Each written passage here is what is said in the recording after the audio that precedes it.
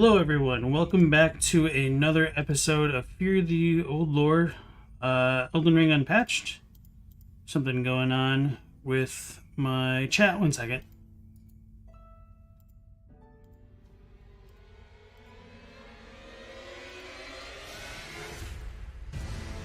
That's weird. Okay, one second. It's not letting me see the thing. There we go. Okay. Just wasn't populating for a second. Astidex, Mortis, nice to see you guys again. James Lang, welcome in. Mercy, Boris, nice to see all of you. Hope everyone's doing well. So yesterday we pretty much went through most of Leyndell, stopping at Goldfree, talking a decent amount about the architecture in Leyndell. So just to give like a quick recap of this little area after Goldfree, we do get the Chloranthy / Chrysanthemum style symbol that appears throughout Leyndell and the highway between Leyndell and Castle Morn and in Fair Missoula. And this thing also shows up in like Archdragon Peak in Dark Souls 3. So it's a little bit difficult to tell how relevant it is to like the environmental storytelling, whether or not it's just them reusing assets, or if this symbol appearing here and in Fair Missoula is meant to actually be relevant. And then we also do have some other like tablet looking like things that were in the Cathedral of the Deep in Dark Souls 3. So now that Goldfree has been defeated, we did get our 4th talisman slot. Okay, I did equip something. We'll go ahead and get the Golden Order Principia thing that we can give to Corrin and talk to Goldmask. Oh yeah. So as we exit the Erdtree Sanctuary, we start to see the random runes. I guess I should level up. We start to see a bunch of corpses of random finger reader crones. For a long time, I didn't really know what to make of this stuff, but I was actually watching one of Devin Guy's streams, and he made a good observation that, like, on the 2nd floor and going up towards America's bedchamber, we do have the one Black Knife Assassin. So it seems like it could be a good possibility that the Black Knife Assassin is responsible for killing so many of these crones. One second.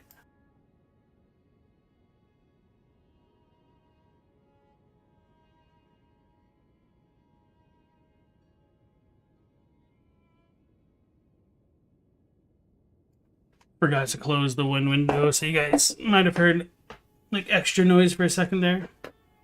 Who do I think has the worst fate, Godwyn or Mikola? I mean, Godwyn's gone. He's more like Gonwyn. As for Mikola, we don't actually know entirely if he's gone either. So for now, I would say Godwyn, perhaps. But time will tell. Morris says, clearly it's a sign of a shared universe. This is sarcasm. You never actually consider something so horrific. Astinex could imagine after the shattering, it could also be the people revolting. Oh, with the finger reader crone's deaths. Right. So there's no ghost here because that one only shows up after. I forgot to level up. I went to the side of grace and didn't do it. And I literally forgot what I was like just saying right then. Because I was astounded by my own forgetfulness. Let's just keep going with a little bit more FP for now. And then we'll start like leveling back up the other stats.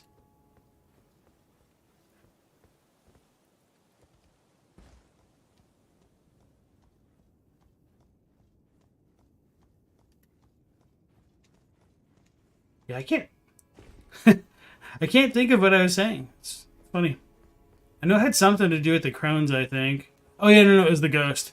Yeah, that ghost only shows up once Ashen Leyndell happens. So let's not fall off the edge this time.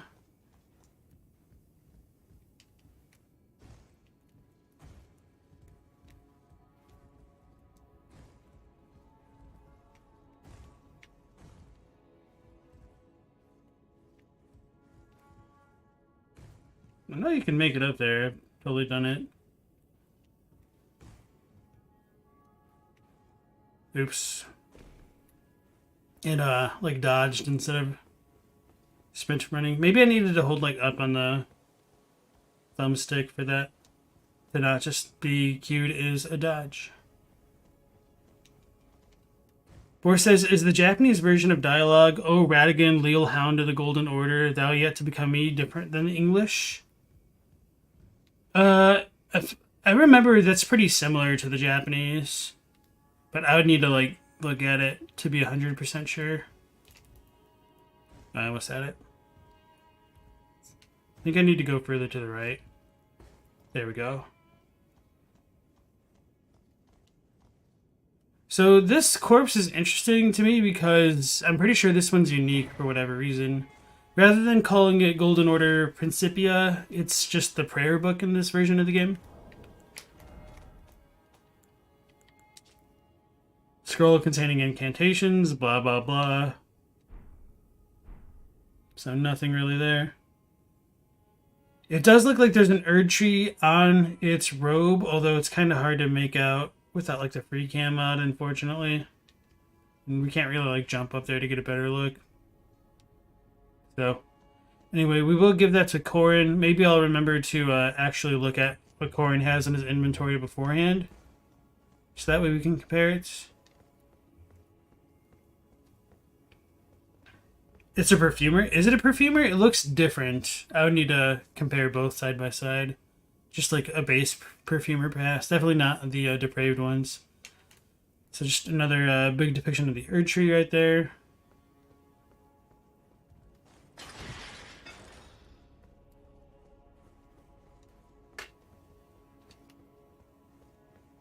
If we hop out this window...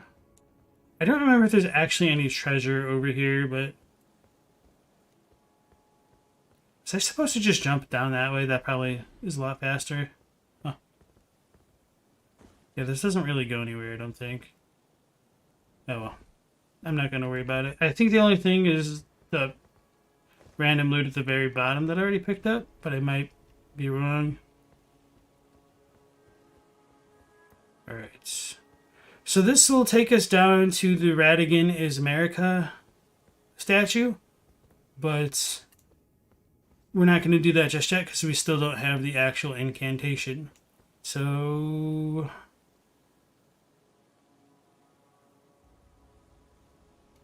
I'm going to warp to the Western Rampart because I think that'll be just slightly faster to get to Ratigan. Or not Ratigan, to Corin and Goldmask. Also, let's just set it to noon.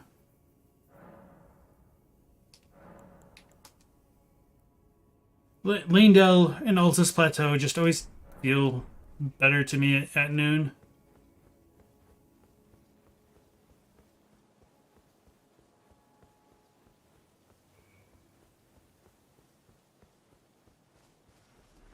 You think the dude on the like chair in the ceiling was the guy that made the sculpture?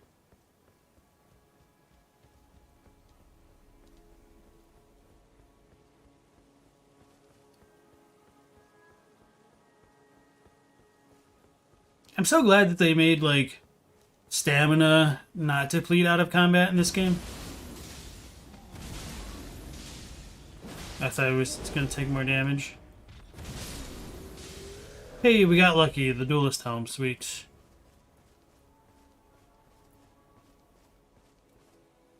I was really hoping for their chest piece. That's a joke, because they're not wearing one.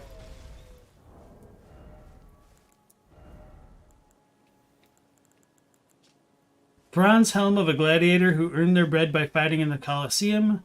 The multitude of snake adornments are made to intimidate, but nevertheless prove what godless affairs these battles could be. The serpent is the usurper of the gods, after all. So I'm pretty sure that's a bit different, but I don't exactly remember what the retail says. I don't think it says as much about the serpents.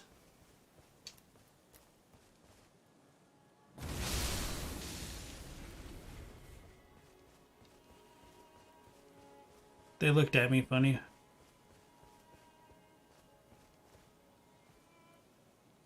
Yeah, I know we get the like the big Was that you? Golden Order ones Yes, from the him. master is still ceased. And after coming all this way. All right.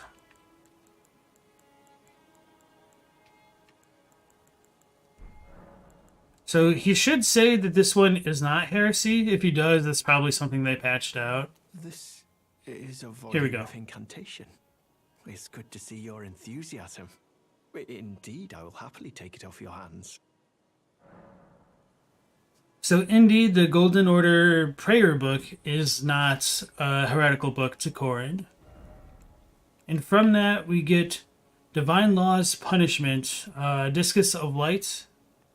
Did he have this one? No. We just could have gotten it elsewhere. And Law of Regression, because there's nothing after Darkness. Okay. Light Ring slices enemy before returning to caster. Light Ring forms at feet, damaging nearby enemies. And heals all negative status effects. So, Law of Regression is what we're going to need. It does take 37 intelligence, but with one of the Sore Seals or Scar Seals, we should be able to use that. I'm almost out of runes. Okay.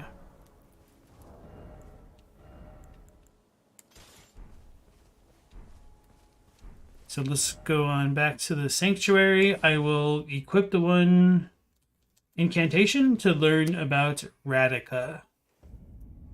Or Maragon, however you want to combine their names.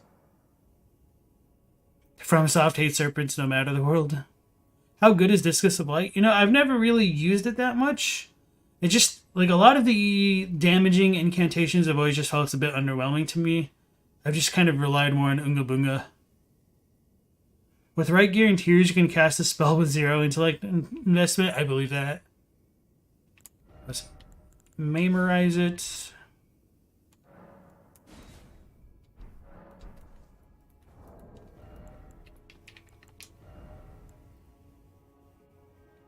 This only gives us 3? I thought it gave, like, 5. Oh, this is the Scar Seal, not the Sword Seal. Did they reverse the names? I felt like they were backwards. So I'm not going to have enough int. Maybe I could wear a glintstone crown and look goofy doing it.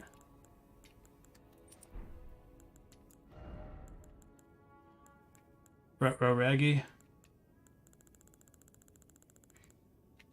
I screwed up my levels then. I should have just dumped them all into intelligence. So we're going to have to postpone this plan then. That's unfortunate. Okay. Which ending am I planning on? You know, I don't really know, to be honest. Yeah, S-Nex. As you can tell, the Twin Sage Glintstone Crown just doesn't quite function the same. Godric's Great Rune. Oh, yeah, with the Rune Arc. Okay. I always forget that that's kind of a thing. So hopefully this works.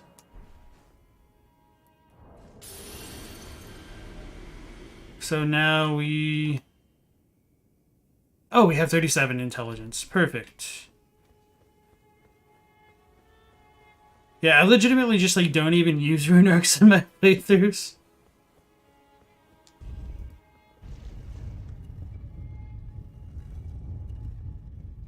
So, yeah, thanks for that list, S-Nex.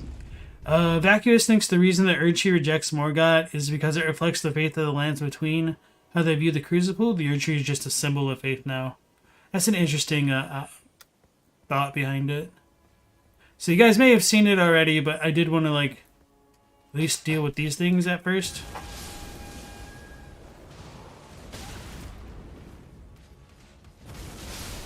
So yeah, as you guys can see, we still have like a bunch of Banished Knights and whatnot in this section of Leyndell.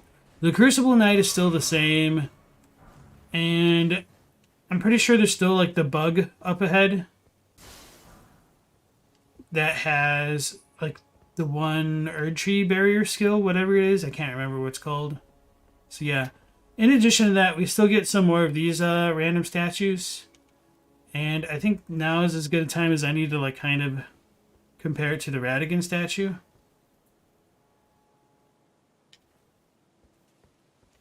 Unfortunately, we don't get like the big ones of these little guys. So yeah, for anybody more familiar with the retail builds of the game, this is normally a statue of America to begin with, and you would cast Law of Regression over here where there's like a developer note telling you what to do to unlock the secret. So if we do that around here, oh hey look, nothing happened. So the way that it works in 1.0 is you actually have to walk all the way up to it and then do it. Although, before I do that, oops.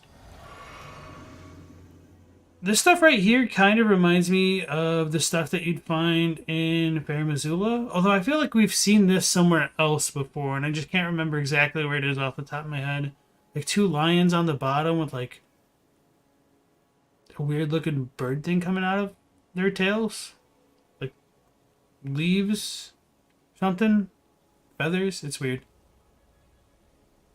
Like two lamb heads on fish bodies? I don't know. It's really strange.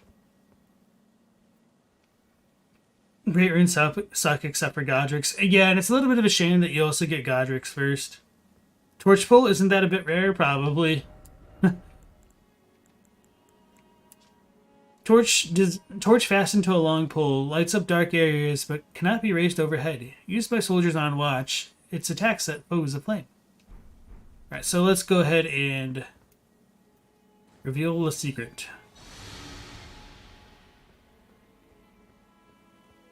So we don't get any note prompts that tell us that Ratigan is America. And if I remember correctly, that means we can't actually complete Goldmask's quest, believe it or not. So, since I'm down here, I may as well deal with the Crucible Knight. Well, I'm pretty sure this one respawns, I don't fully remember. But I should definitely get the Ash of War that has no lore. Door looks a bit different. Wait, what's on top of it?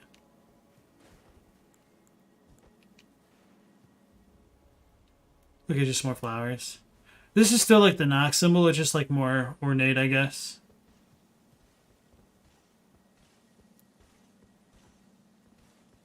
Silurian Crucible Knights. And since these dudes don't bleed, I definitely don't really want to face them.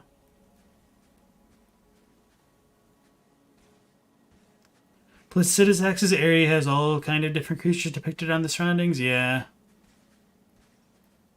I'm just gonna sprint past this guy. Or so I thought. Actually wasn't doing a lot of damage. I'm just kind of traumatized from fighting them super early, I guess.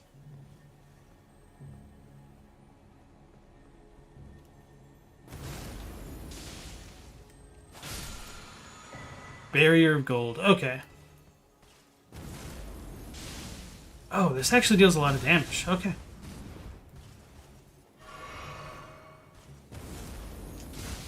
I did it like not get hit by any of those at first.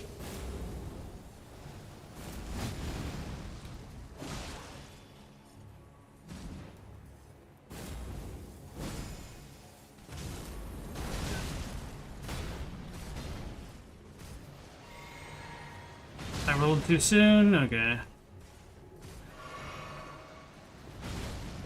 It's gonna be a hot minute before we get the actual Silurian Spear.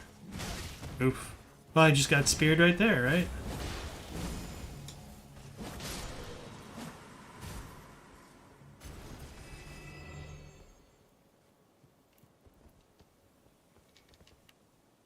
Alright, let's go see Goldmask again.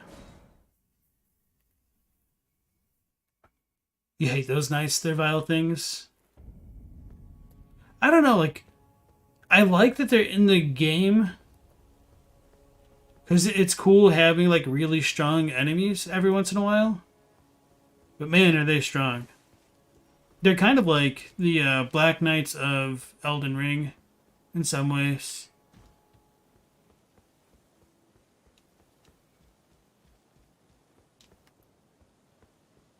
Because they kind of show up in spots related to the old kingdom.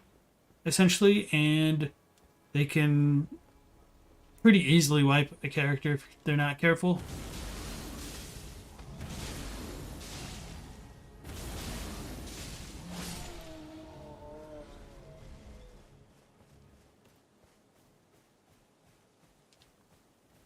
Does he mumble in this version when you tell him the truth? Yeah, he should like gasp.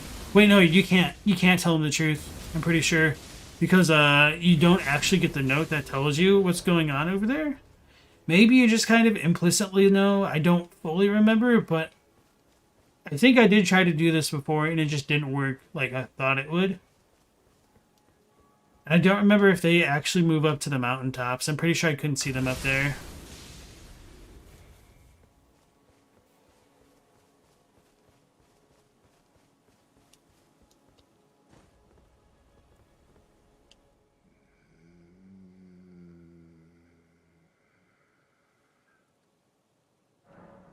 Okay, so we do get it. Okay, sweet. So I just was remembering poorly. Tell them that Radigan is America. Why not? Golden Order totality.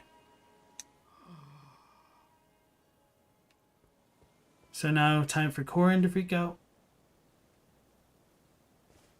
What on earth did you do to the Master?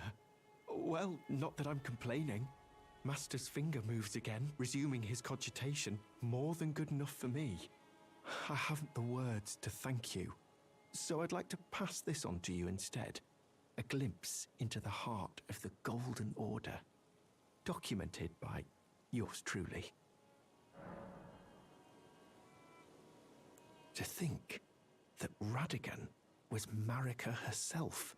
Or at least, such is all I can interpret from the rhythm and calculus of his finger. How would such a thing even have been possible, I wonder? Sadly, I cannot comprehend it myself.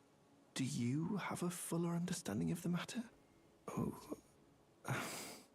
Well, either way, I can continue my documentation. In truth, it matters very little whether I understand the Master's thoughts or not. I am merely his scribe. It is my sole and unwavering purpose.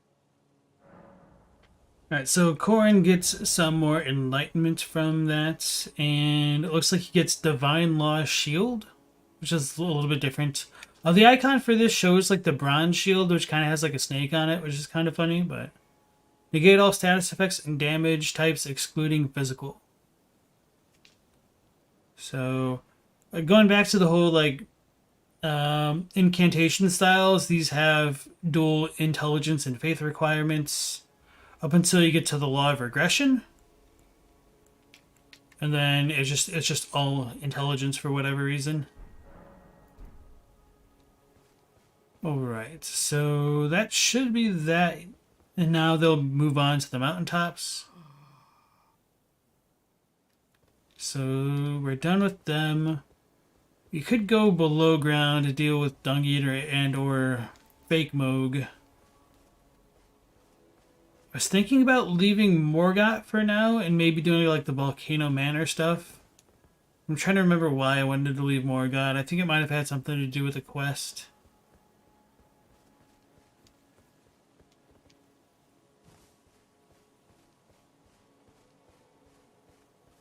We could do Dung Eater and give him the poison, or potion.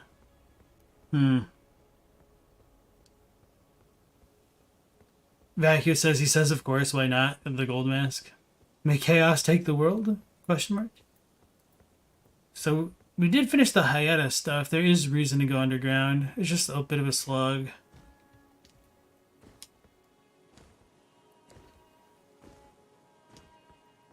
Debating.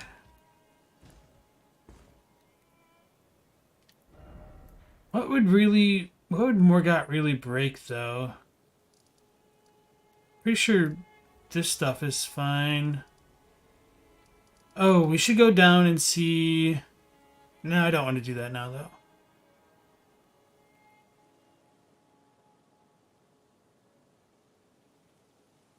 Yeah, let's just go deal with Morgott, I guess.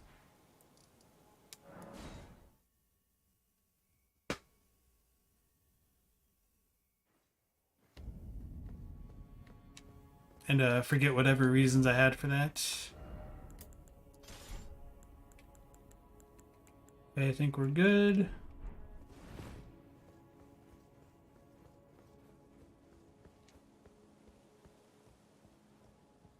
Oh no, we should definitely go underground and deal with like deeper depths through the Frenzied Flame prescription. Okay. Well, let's just deal with Morgott first and then do that. So yeah, coming up to the second floor of the sanctuary. Yeah, I should have just jumped that way. Some random low res textures. We do have more of the finger reader crones that are collapsed.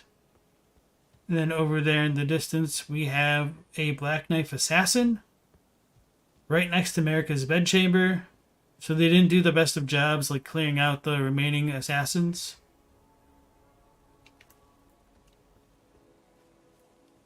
And this one doesn't go invisible for whatever reason, which is kind of nice.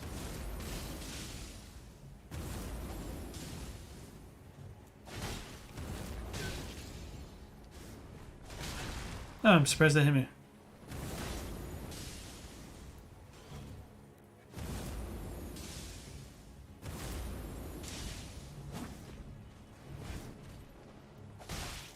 That just did not swing. Oh, that was so weird.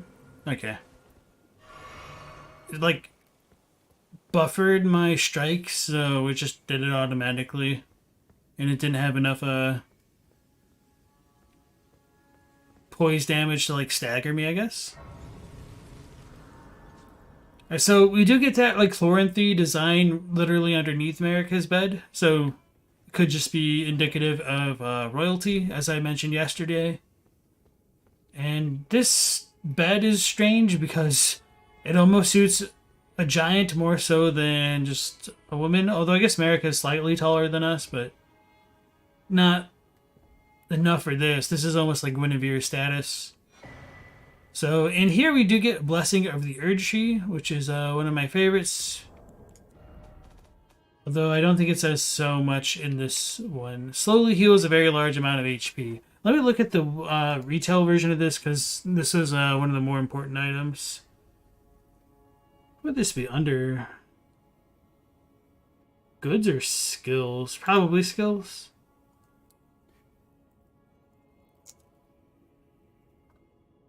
Nope.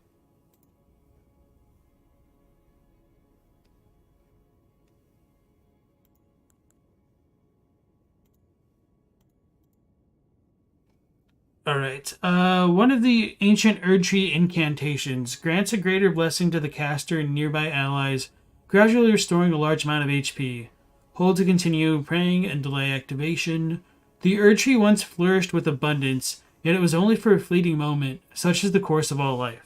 So that's kind of why I like it. It does kind of give us a glimpse into what life was like during the time of the ancient Erdtree. It was fleeting, whereas we have all these other item descriptions that talk about unending life and that stuff, I think being more related to the time of the Golden Order, with like Golden Poop and the Aristocrat set and all that.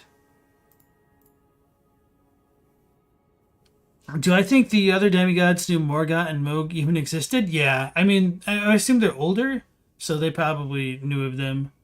And also, they would probably know who was like the Lord of Leyndell if they weren't in the running for it. So I have no reason to doubt that they didn't know them. You could probably make the argument that they might not have known Mohg, but definitely Morgott at the very least. Morgott and Radagon, like, people like to think that the dude in the intro cinematic is Radagon, but it is 1000% not. I will die on that hill fighting. But nonetheless, there might have been the chance that they did fight in a proxy war, like during the Shattering War, because Morgott is pretty big upset. So one of the rarer summons in the game is that of Melina. I don't believe we can summon her anywhere else. So we can summon her to fight Morgott because it is her goal to make us Elden Lord, because we don't know that we can't get into the tree yet. So I'm just going to summon her because why not? And then I'll probably just like die to Morgott, maybe in first and second phase. and show off some of Melena's attacks, because they are super interesting to me. Oh, did I say Radagon? I totally meant Radahn. Oh no, Astynex meant Radahn. Yeah, okay. Okay, it's all good. It's all good. It's easy to slip in the wrong name in this game. Also, welcome back to the stream, someone else in Kentrell. Right, so this cutscene is slightly different by the flames of Morgott's sword. Tarnished.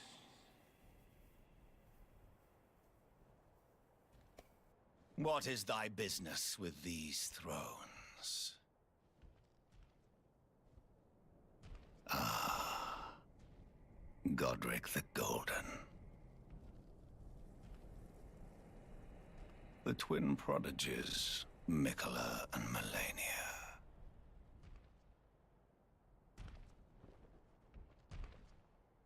General Radahn. Praetor Rykard. Luna Princess Rani.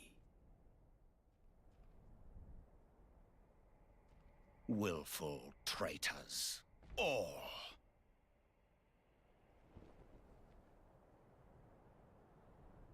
Thy kind are all of a piece.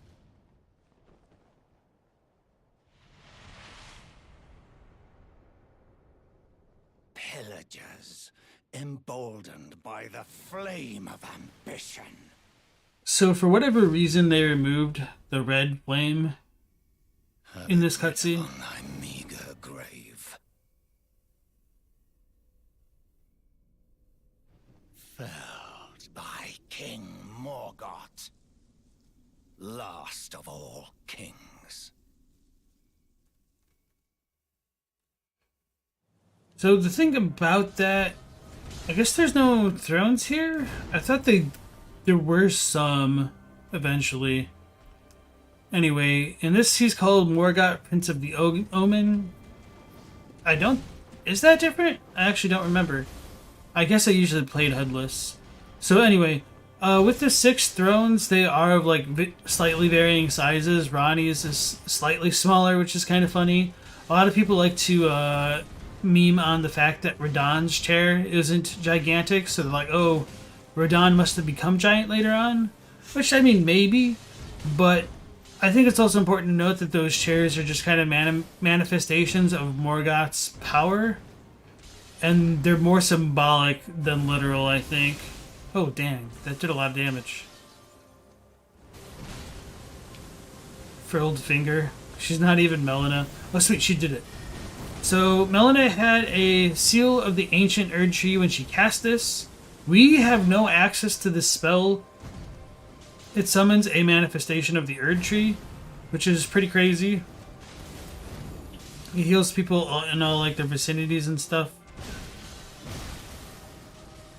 She can also use like Blade of Gold, and whenever she dies, she is not going to do it. Okay.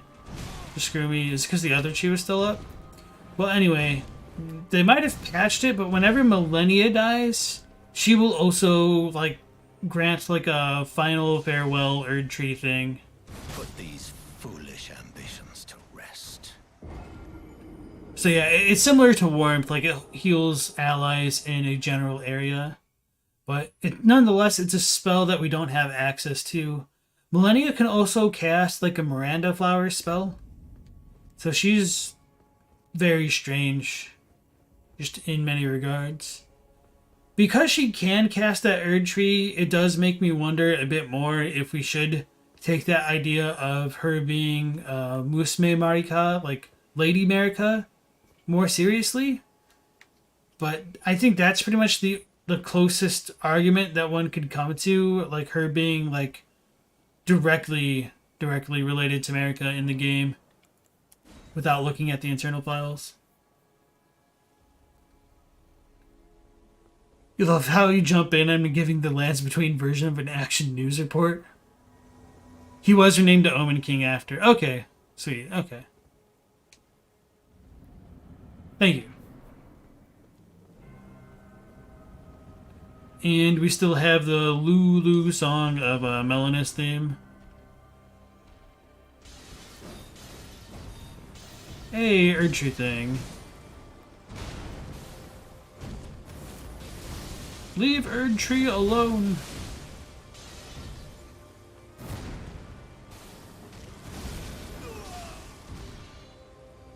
Our man's is angry. Oh, that's the Miranda prayer spell. That looks super cool. Yeah, and so this is supposed to be Mohg's blood. And it's just like muck colored and stuff. Such shedding they cannot bear. Thy part in this shall not be forgiven. So he doesn't use Blood Flame the same way that Mohg does. He obviously does have it, but like he doesn't scorch like all of his blood, essentially. Like look at all of this wasted stuff. So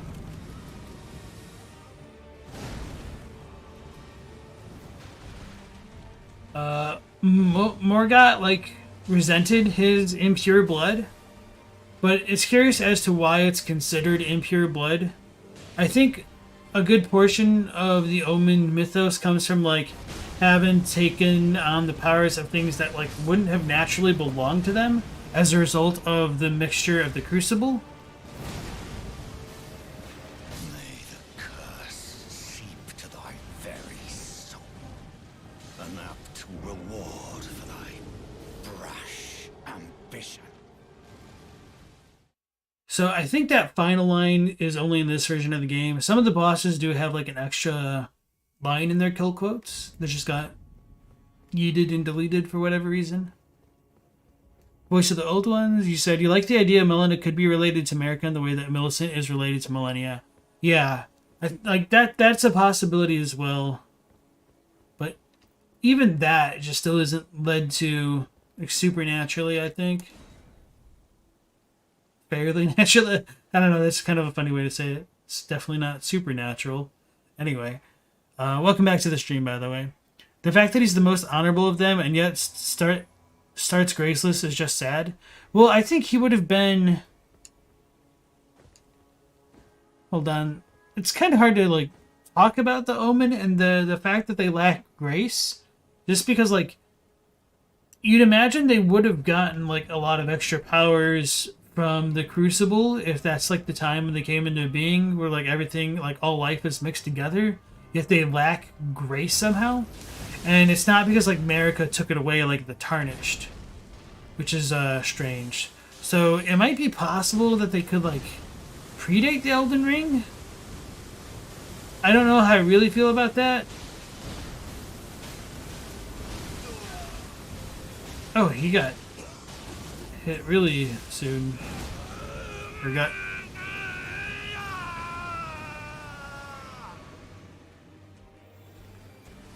You think he's corrupt from the Formless Mother? Stained by my curse, such shedding they cannot bear. Thy part in this shall not be forgiven. You think he having a glow eye would suggest something else? In no way does the game make certain things like that remotely clear. You think he has a glow eye? I don't know about that. We'll let Melina finish him off if she can. Ooh, baby, the Blade of Gold.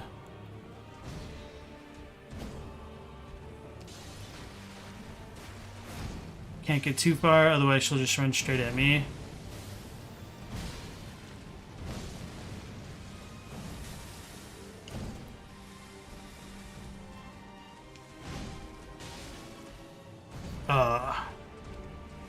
She's gonna get got.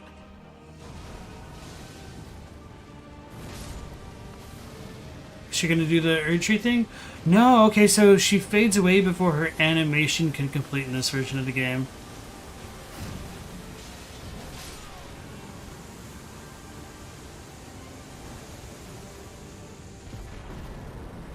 Remembrance of the Omen Prince. Morgott's Great Rune. Thou art but a fool. The Erd Tree wards off all who deign approach. We are all forsaken. None may claim the title of Elden Lord. Thy deeds shall be met with failure, just as I.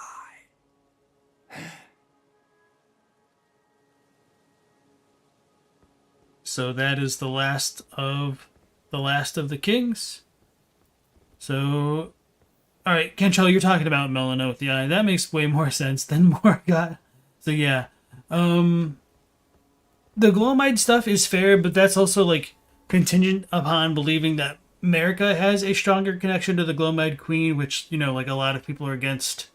Even though I think it's very possible, even I don't really like the theory that much, just because it feels too convenient.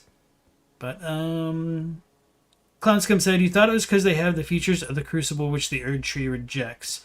So I think one issue with that is, like, the Tarnished during the time of Godfrey weren't tarnished until they had their grace taken away from them. So that would have been during the time of the Crucible, most likely, because, like, the Crucible Knights follow Godfrey and all that. And if the Tarnished had grace during that time, why wouldn't the Omen have had grace during that time? We don't get any indication of the Omen ever having grace and it being, like, taken from them, quite the same way that it's alluded to with the Tarnished. And there's also the idea that Morgott is the grace given, which I think implies that he didn't naturally have grace and he probably got it from Godfrey. So to Canchel's question, why do they get so much smaller when they die? There could be multiple reasons for that as far as, like, the game engine is concerned. You might be able to make the argument, since, like, all of his horns go away, that he's no longer cursed. So maybe he's finally able to pass into the Erd Tree, because we do get his actual, like, remembrance, which means he is hewn into the Erd Tree to some degree. But other stuff could just be, like, the old trope of characters in anime that are, like, super old, and then they use their supernatural, like, ki, chi type abilities, and they get, like, the muscles of a person that's, like, 40 years their junior. And that could be a kind of situation going on with Morgott. Maybe he was just flexing with some gold to give him the appearance of that. I mean, I'm just kind of joking there, but yeah. I should probably, like, stop fidgeting when I'm just talking randomly. It's said to be a thing that happens when Omen Curse die. It happened to Godric when you killed him. To Godric? Well, you only see Godric's head, right? Either way, like, in previous games like Dark Souls, people would get their power from souls and whatnot, so once you absorb their power, like, they shrink. So it could be, like, a similar idea going on. Someone else said the scales of characters fluctuates in these games. They make them bigger typically to make them easier to fight. Yeah. He's the character you feel most bad for.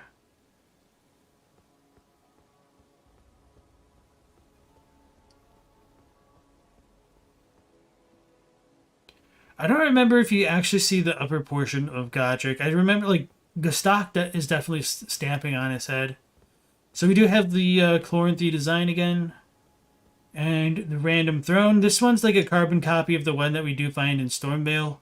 So you got the people chilling in the Erd Tree with this, like, weird canopy thing on top. Actually, let me look at the bottom. Okay, not so important. But kind of two intertwined flowers.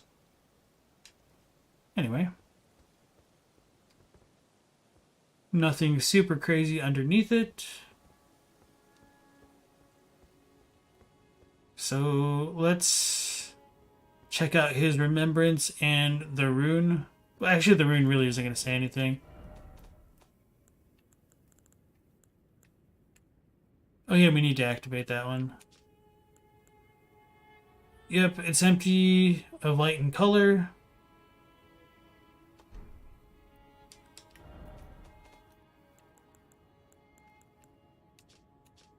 Rune belonging to Morgott, Lord of Omen. One of the runes of power. Aside from... Okay, there's nothing. Rip. So, oh yeah. One of the reasons why I'm insistent that I think like Radigan's seal is kind of like based on the Ray of Lucarian one is because this almost just looks like a gold version of the blue barriers on the gates of Ray of Lucaria. So maybe once this is all said and done, we can like warp over there just to get the quick comparison. And obviously, it does match what's depicted on the Scar and Zor seals.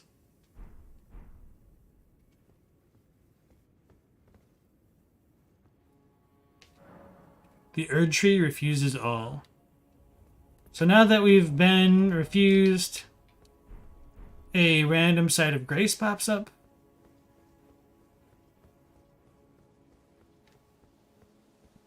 Oh yeah, just like one general difference is Morgott will start like talking immediately after you defeat him in 1.0, but it does give you the option to like delay that in the retail, so you can just walk up to his corpse and then start talking. Never really been to get a good angle of like Melina in front of the throne and the Erd Tree. Luke Smith, welcome in. You see Gotrik's head and upper torso, you assume he was just pulled apart from the rest of the grafted body. Yeah, that's kind of how I interpreted it. I just don't remember a lot of the torso.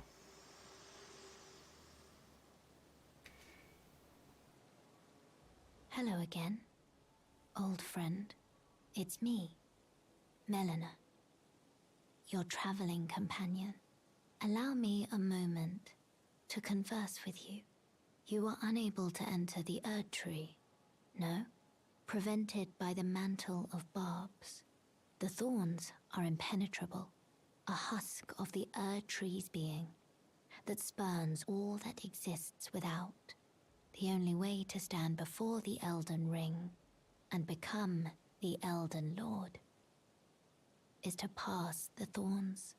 My purpose serves to aid in that very act, so I'd like you to undertake a new journey with me to the Forge of the Flame of Ruin, far above the clouds, upon the snowy mountain tops of the giants.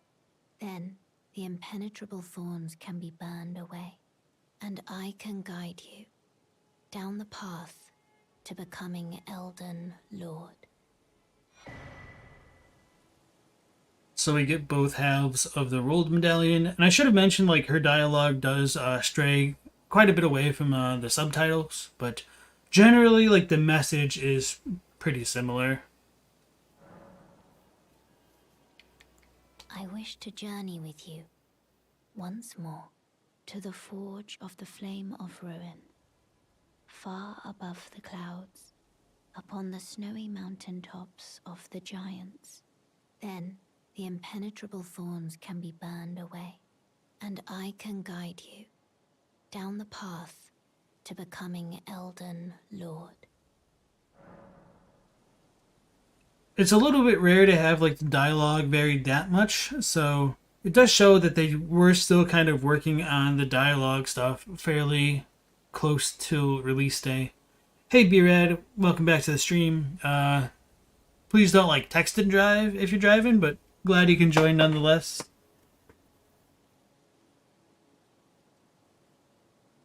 He left nothing of himself in desperation. You know he still loved Renala when the goddess says, "Get in my bed," you get in her bed. What?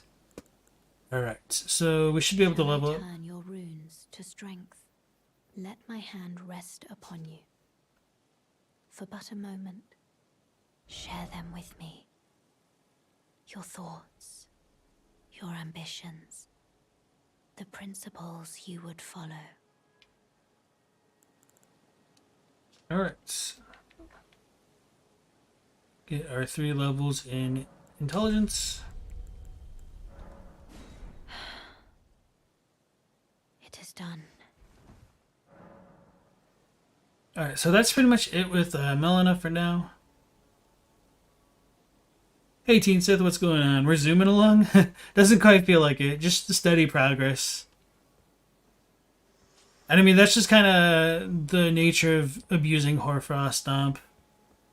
Vacuous wishes there were more mentions of interactions between Mohg and Morgott. Yeah, that'd definitely be nice. Is the Greater Will looking to replace America as the vessel for the Elden Ring? I don't know about that. I mean, you could definitely make that argument just because of what an Empyrean might be. So, potentially. But I think they'll just try to work with what they get. They probably want a strong enough Empyrean to, like, propagate what they're going for, or just a lord to just keep the old status quo. Right, let's go down into the bad place.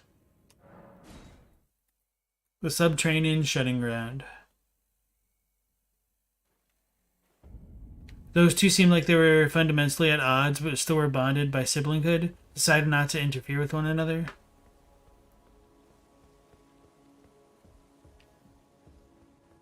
Alright, so I'm just going to take like the longer way to go down the sewers, because there's a couple items that I didn't get on this side of Leyndell.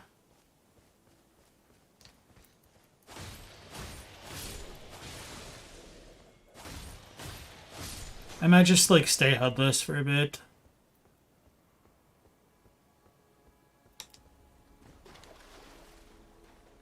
It's because it's nice and familiar. So as we do go through parts of Leyndell, we will start to find more finger creepers. And that reminds me, I still need to deal with the one ulcerated tree spirit.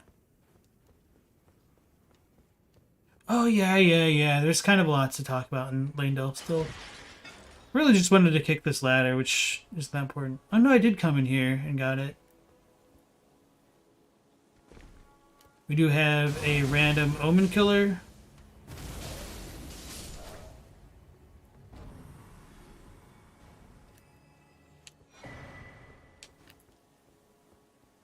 So this should be where, like, Lionel stuff is. Is it not here?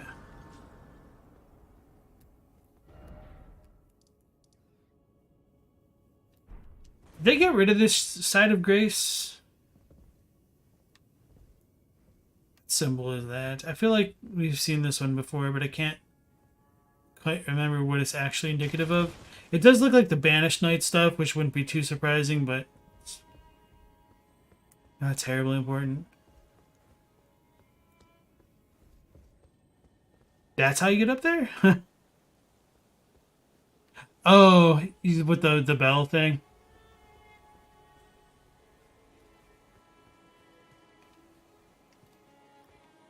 Finger readers. Why do I call them finger readers sometimes?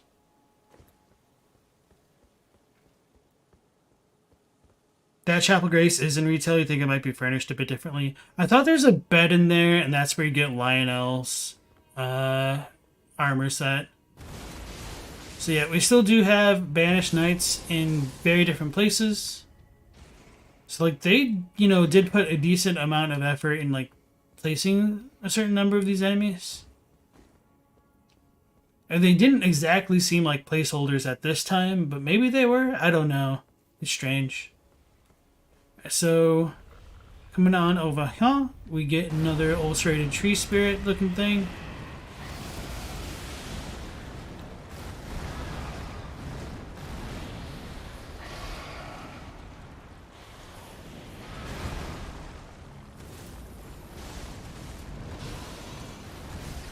Oh, I thought I dodged that one for sure.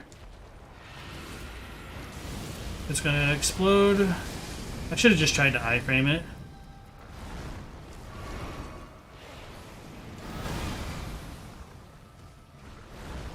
I was curious how much juice I had left.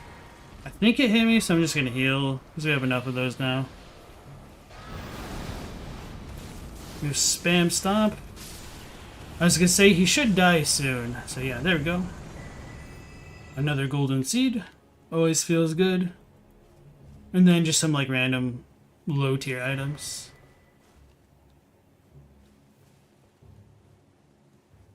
You really love great shields? Why Great Shield specifically? Is it because like the weapon arts, just the style of using them, or is there something more to it? Because I've never really felt the need to use the Great Shield so much in this game.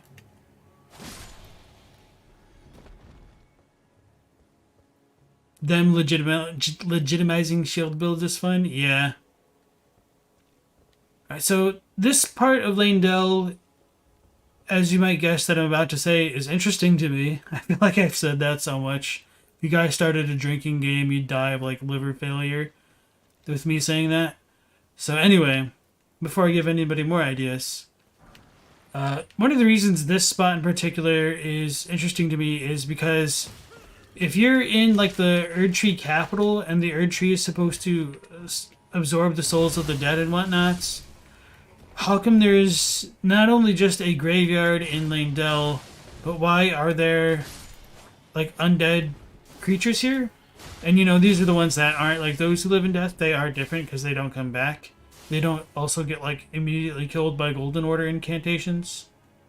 So I think the reason for that is because this used to be like a Nox settlement, and it would have predated the Erdtree.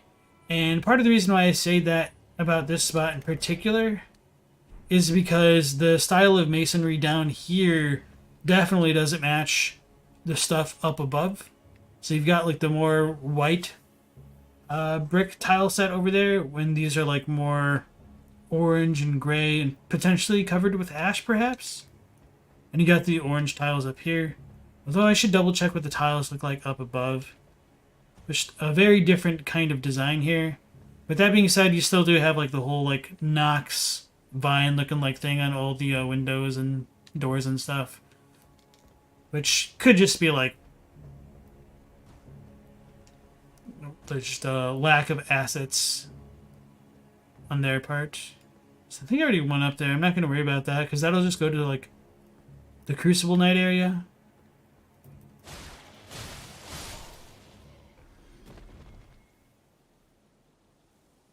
Stole a quick smooch. You love slinging some spells and getting one-shotted?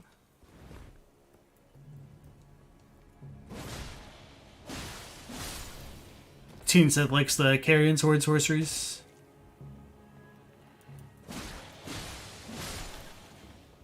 So yeah, anyway, with this like being a gigantic graveyard, it's a strong possibility that this place got burned and all that after the Shattering, maybe as a product of like the various wars. But it's just kind of a little bit strange overall. Because if this stuff happened before the Shattering, like the Erdtree didn't absorb everything, I don't know. Could have happened during like the war against the Giants. Wait, that's an actual Those Who Live in Death. I didn't remember any of them spawned over here. That's cool, okay. So it gets reanimated by the Ghost Flame. Zonk. You assume America built Leyndell? Well, there is also the very strong possibility that America is of the Nox and the Newman. As much as people may be against that idea. Stone Sword Key. So we should have like another Banished Knight, I think. Or like 2 Exile dudes with crossbows. I just remember this. Oh, all 3 of those things. I was going to say, I just remember this room being kind of annoying to deal with. So don't deal with the room, just deal with the guys. Teen Sith thinks the 3 flower motif is an Erdtree faction thing, actually. Otherwise, it would be found in the Eternal Cities. It is in the Eternal Cities. It's in a bunch of gilded reliefs next to the shortcut elevator by the rampart with the Crucible Knight.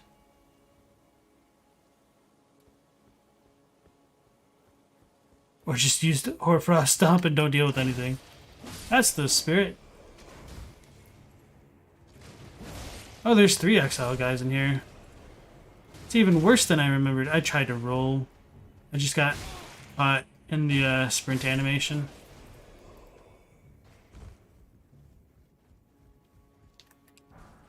Clarifying boluses. So this room really wasn't worth it. Oh, I forgot about this thing.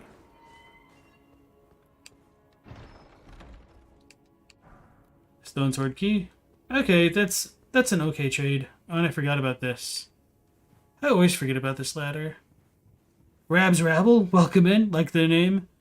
Do I think Mikola would have rejected or embraced the omens? You're under the impression Mikola embraced the beastmen occupying the Halic tree. I think he probably would have took whatever help he could get. Because he does want to help Malenia and all that. Yeah, I totally forget that this door is a thing. Because he wanted to help Malenia with the Scarlet Rot. He, you know, allegedly took in the Albinorics. So I'd imagine he wouldn't have had an issue with the Omen, but now that you mention it, it is kind of weird that we don't get any Omen down there. I do think there are a couple misbegotten, and the Revenants could just be doing their own thing. It's kind of hard to attribute any motives to them. Okay, yeah, he did help the misbegotten. That's what I thought. So it is kind of strange that there's no Omen. Alright, so the next section of the area when we go to is there. Well, I guess we could go through the rest of that tunnel. Okay. So we took a right before. We came in this way. And that's where we met like the Banished Knight and everything. So I went up there. But I did want to come back here to just show off this room.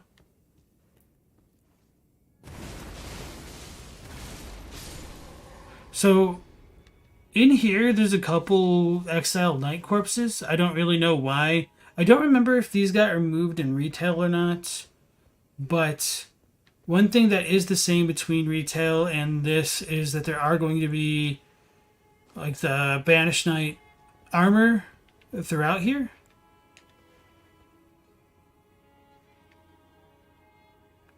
And you could like, there's two variants. There's one that has like this weird looking sea creature like thing, and then one where it's like covered up, but it's a little bit more obvious when you can see the helmets, I think, down there, or just the boots. Okay, there's the helmets. Oop. So that's always been interesting to me.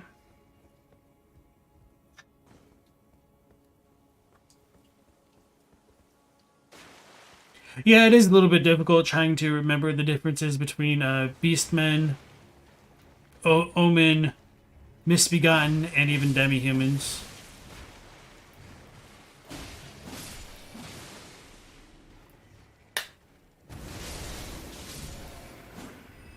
Don't need no fire to deal with no finger creepers. String. So we're going to go back to the big finger creeper that we saw earlier. I'm pretty sure this stuff isn't too important. I think it's just like maybe... I don't remember.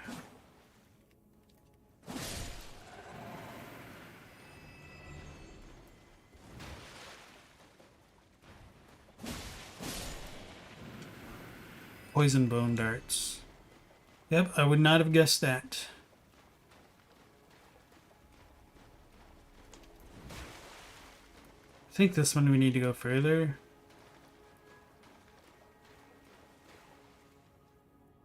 Could always equip that poison bone dart.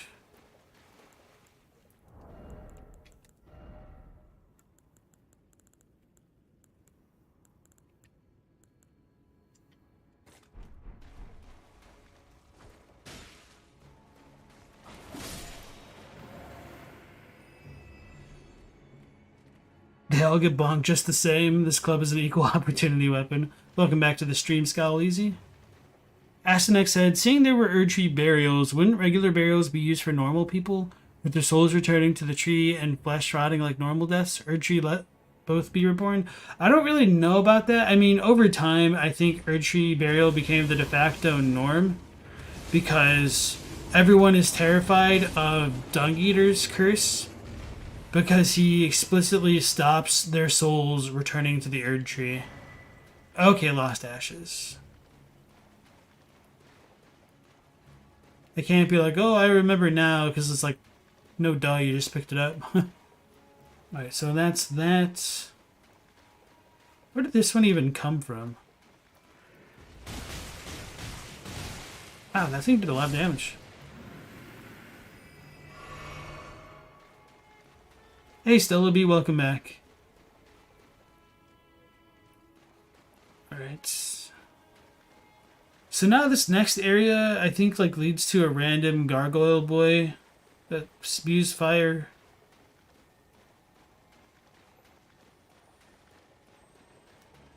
I hear the twinkling of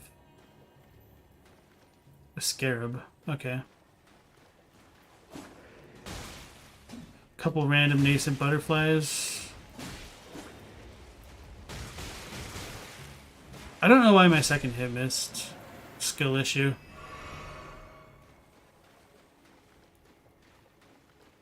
Dung Eater has to do something special for the curse to take hold. Wouldn't that imply without his defilement they would be reborn? But it's an Erdtree burial. Oh man. I'm gonna... Okay, it stopped.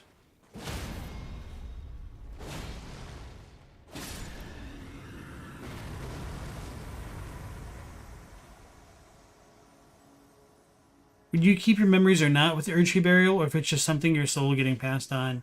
It's weird because there is like the ability of the two fingers to affect remembrances. So it sounds like your memories should go into the Erdtree, but it also sounds like they can be manipulated after the fact, which is kind of terrifying. So yeah, without Dung Eater's defilement, they might be reborn, but the common belief is people would get an Erdtree rebirth of some sort.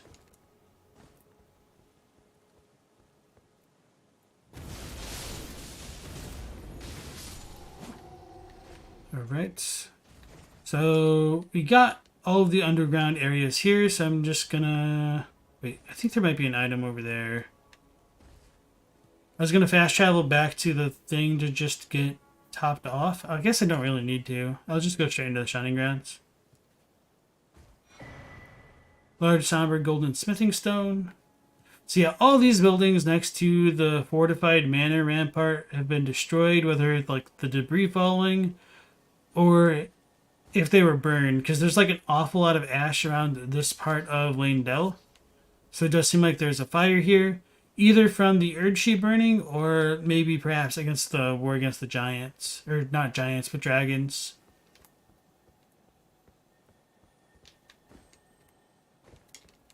I don't think I'm going to get up there from this way. Alright, I probably need to go that way.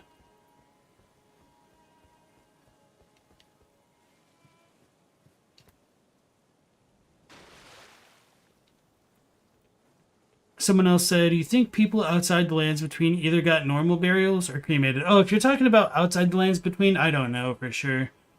Erdtree burial depends on its root system, and I doubt they're spread all over the world.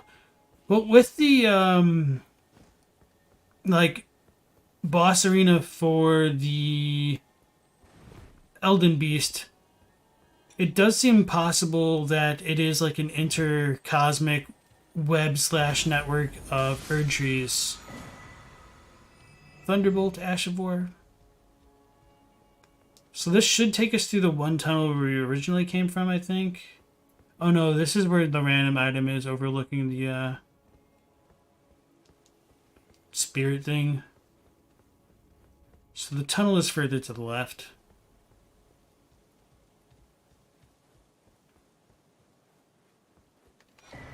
Golden smithing stone. Okay. The Erdtree is like the world spiral tree. It looks beautiful, but if you know what it really is, it's the worst thing imaginable. So that's the tunnel where we like originally came down. Obviously, the other side of Grace is right there. So that's pretty much literally everything in the upper portion of Leyndell that I can think of before going to towards like the Forbidden Lands. So I guess I could talk about that later. No, I guess I could talk about it now as we go down. I just won't be able to show it off super well. One of the questions that came to mind the other day in Sinister Stromboli's stream was, what counts as the inner rampart of Leyndell? Is it the wall like next to the moat? Does it include the rampart next to the fortified manor that's called like the West Rampart and all that? So if the inner ramparts of Leyndell never fell, is that because Grand Sax isn't like, were they built after the Grand Sax attacked? The inner walls, that is? It's kind of strange.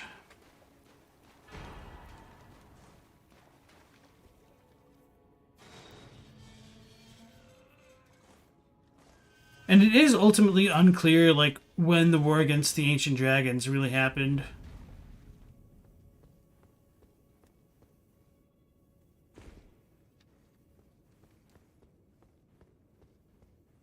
You have no idea about the Elden Beast Arena. It could be a lot of things.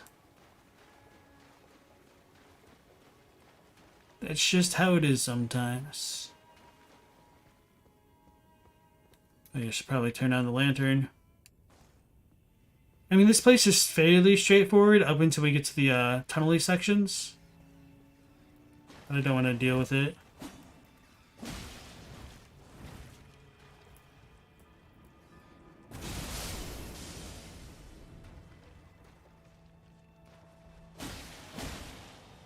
Oh man, it takes 3 hits. I feel like I got bamboozled.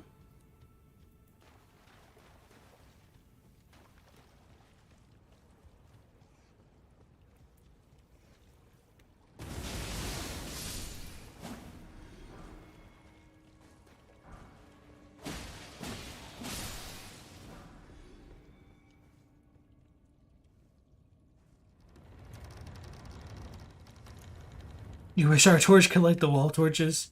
Like, for as much of a pain in the butt that it was in Dark Souls 2, like, I didn't really mind the torch system. It just was, like, very punishing to, like, people that didn't have the resources for it. And then, like, negligible, like, halfway through the game. So, yeah. As we come into the Subterranean Shunning-Grounds, we will encounter more Omen-style enemies.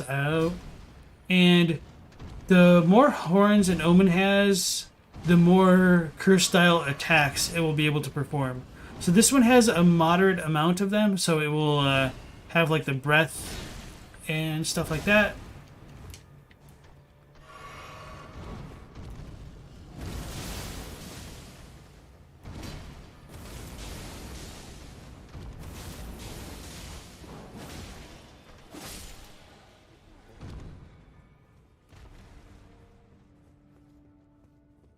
And ones that have had like their horns excised don't use any cursed style attacks at all. And when we see like what I'll call like the Regal Omen, they will perform a lot more. Yeah, and Dark Souls 2 is more of a chore than anything. Like, they had some good ideas in the game, just the implementation could have used work.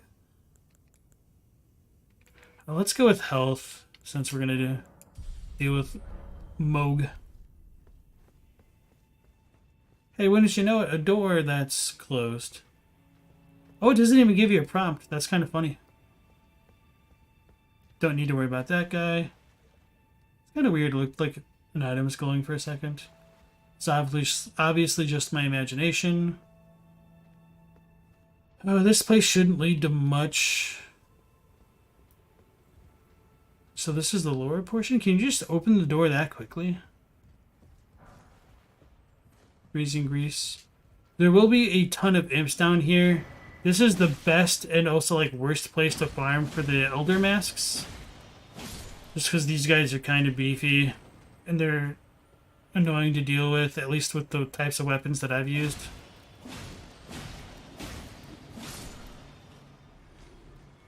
Okay, no, we're too low.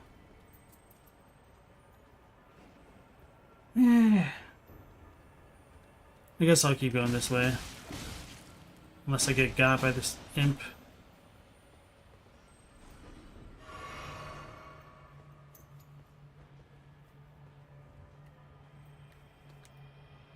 Yeah, we can go out that way and come out the back. Okay, I'm just gonna run past the imps, ignore the treasure.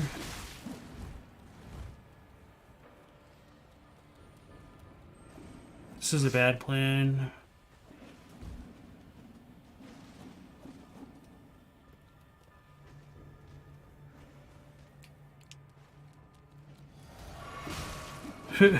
I wasted that one.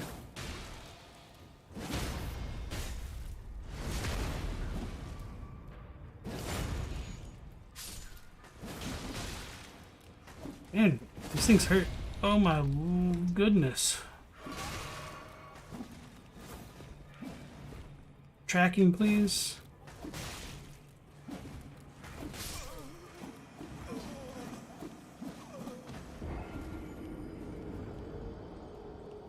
Well, the good news is I identified it as a bad idea before I did it and did it anyway. So let's equip a crystal dart or 5.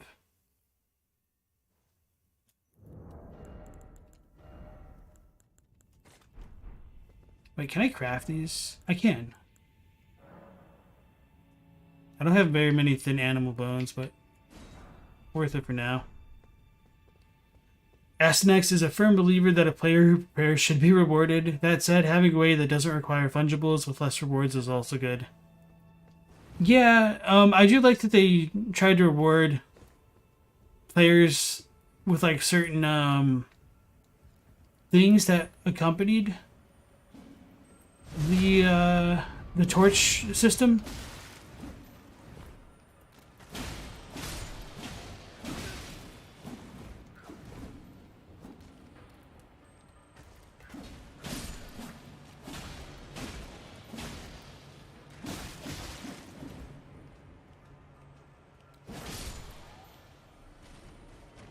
Alright, I need to put on a different sigil or talisman now. I don't even know what's really good for this though.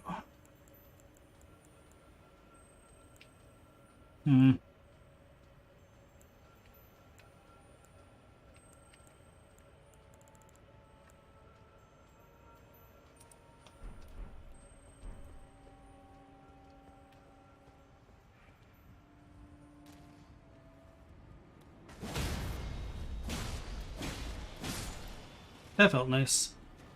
I forgot how good the charged R2 is.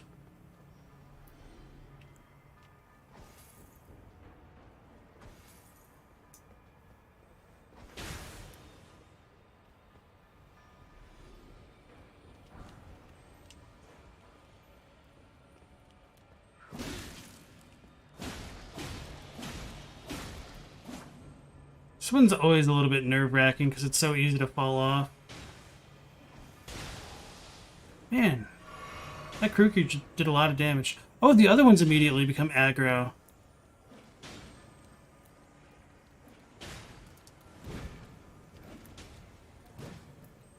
Idjit.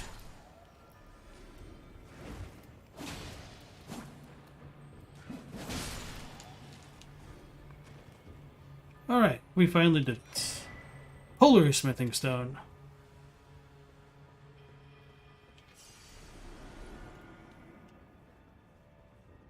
So this guy over here, oh fudge, has a lot of horns, and so he does a lot more cursed style attacks.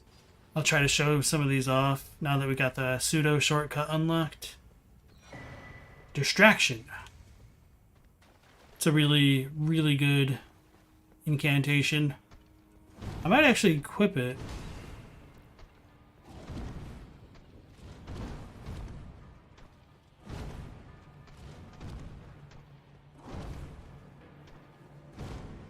Trying to like not go too far towards the other way to aggro the other guy though. Sometimes it just takes a while to get all their cursed attacks. There we go. No, that's just a normal breath.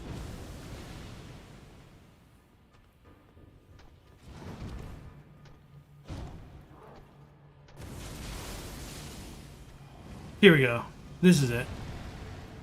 So that's almost like the Dung Eater's attack. Oops. With like the Sword of Milos. And when it does it, it will put its blade in like a cursed flame, I guess. Which is not Blood Flame, and it's also not Deathblight. But it looks somewhat similar to Deathblight.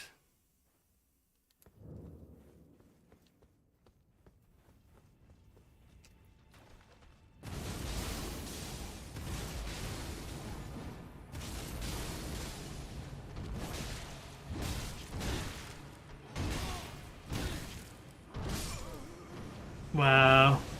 I really can just combo that much? I thought it would have been fast enough that I could have beaten him. So that's like what, 27,000 runes I lost? Oof.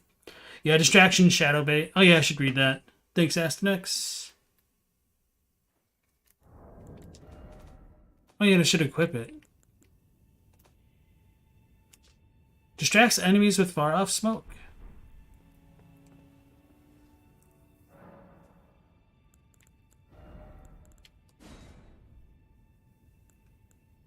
If I can equip it, I can't. 13 faith.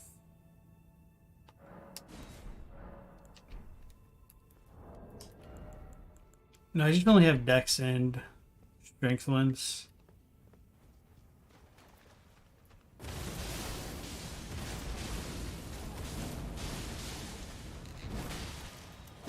There we go.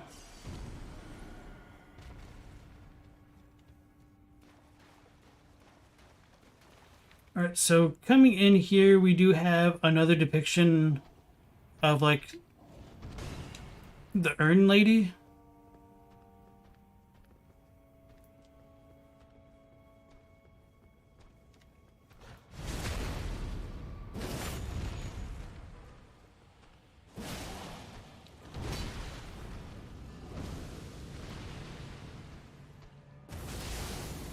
And with the Omen trying to, like, breathe that kind of pseudo fire breath, I have wondered whether or not the Crucible stuff was essentially making things more draconic in nature. Which kind of ties into my theories in the Gold and Silver video of, like, the Elden Beast being kind of reminiscent of a dragon because it's a more efficient form of life in terms of, like, trying to stay alive.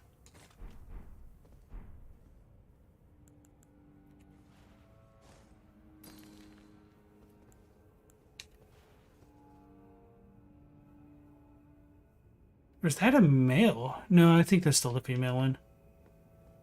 She just looks different.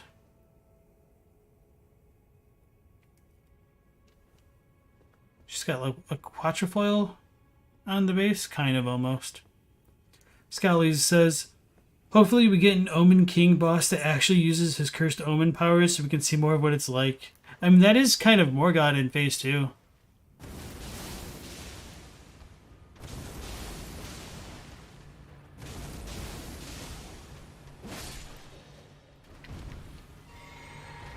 Oh yeah, I should have gone the other way. What is that noise?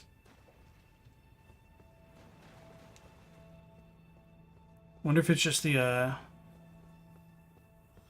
crayfish.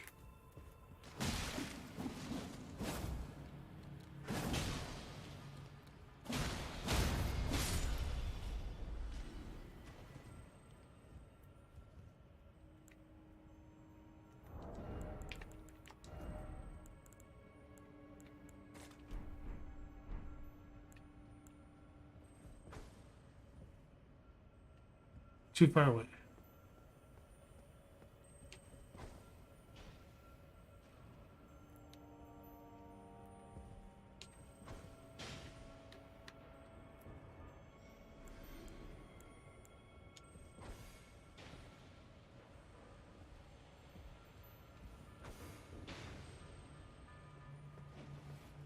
Oh, I think I just needed him faster. Why is that one not getting confused? One took a lot more darts. Fudge.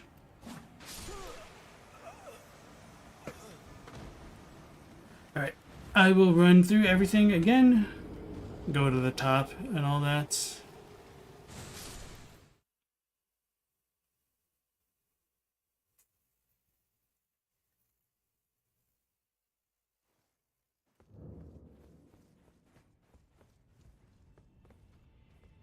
I think this way is actually still the fastest.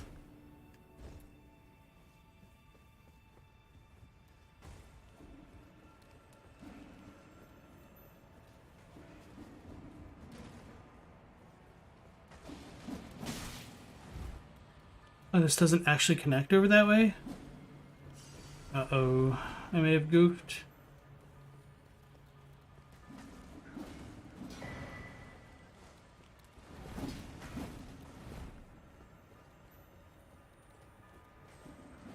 Yeah, I guess I need to be up on the other level. But, okay. Well, then we'll just dip on out. Back the way we came.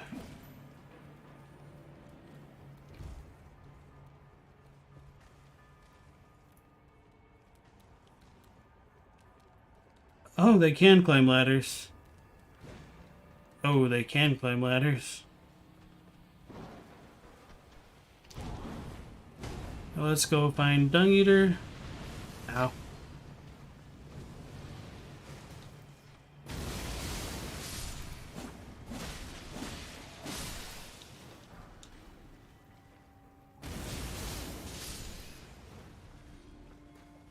It's a trap. Ooh, that actually hit me.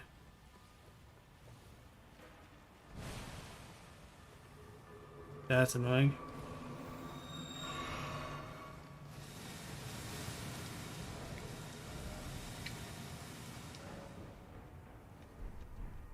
I think last time I just outweighted or outlasted the poison and I was fine. Okay, so coming up here we do have like a bunch more of the finger crawlers. And we also have a couple embedded in the ground, or just the one, the big one. It's just kind of funny. I may or may not have been definitely grabbed by that guy at one point in my life.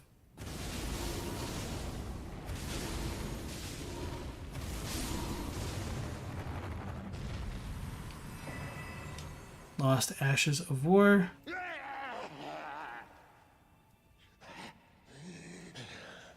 Let me out. Let me out of here. Must eat more. Defile more.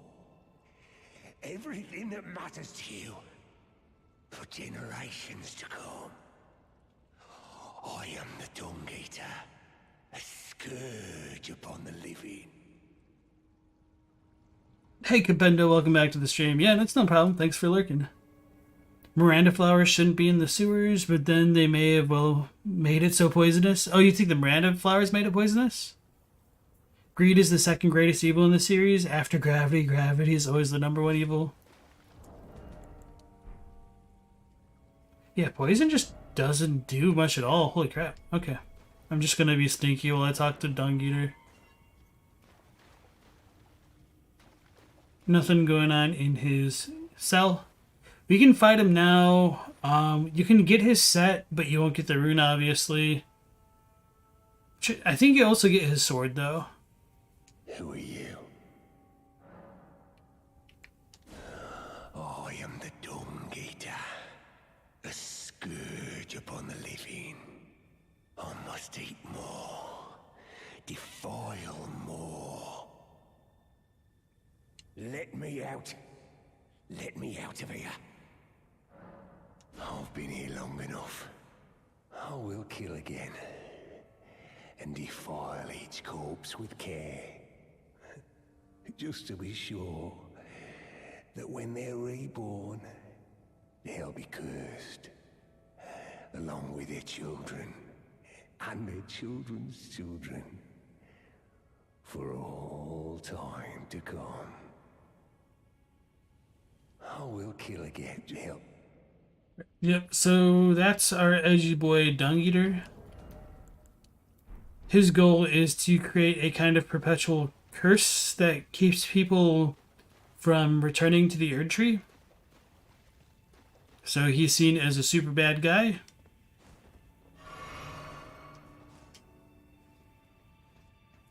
And people are absolutely terrified of him. Per Blackguard's reaction to Dung Eater being freed. So yeah, I don't know if like Dung Eater's quest is any better or worse than Goldmask's in some ways. But like with all of the endings essentially being the same, it doesn't really help very much trying to understand what the actual differences are in their visions of order.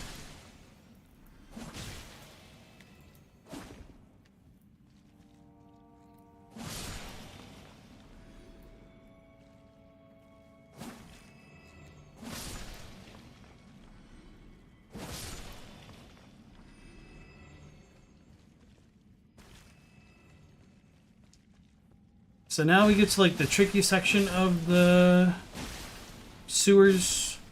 We've got all the tunnels. I'm not going to try to explore it like fully because it's just going to take a lot of time. There's really not a lot down here. So hopefully I kind of remember where I need to go. And I think the rainbow arrows being there is a big dev hint that you want to pull a Hansel and Gretel and like leave your breadcrumbs around so you can kind of remember where to go. I'm pretty sure this is like the wrong way. I just get into that habit of doing stuff like that rather than just going where I need to, I think. So I'm pretty sure we leave that one alone.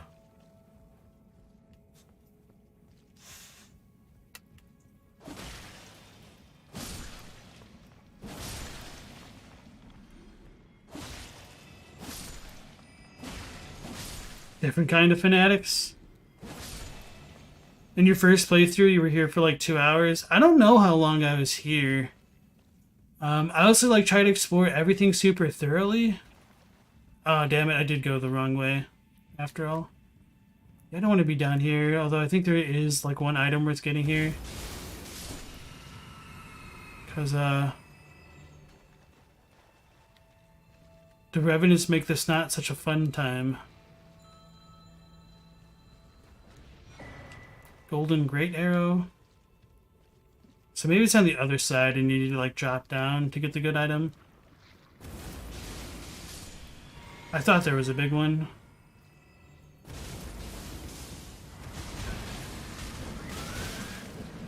Budge. Okay.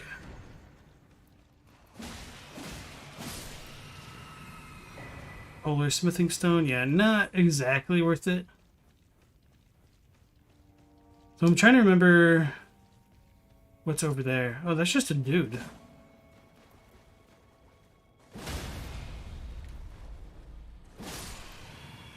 I thought there's like an item over there.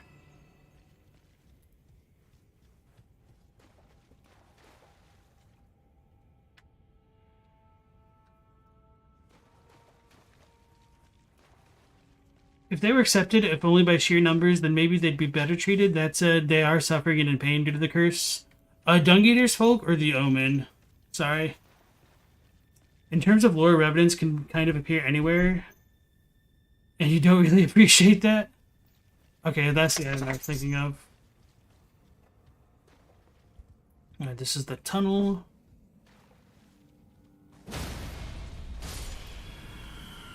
That I came from. So maybe I needed to fall in the one hole to get that item, but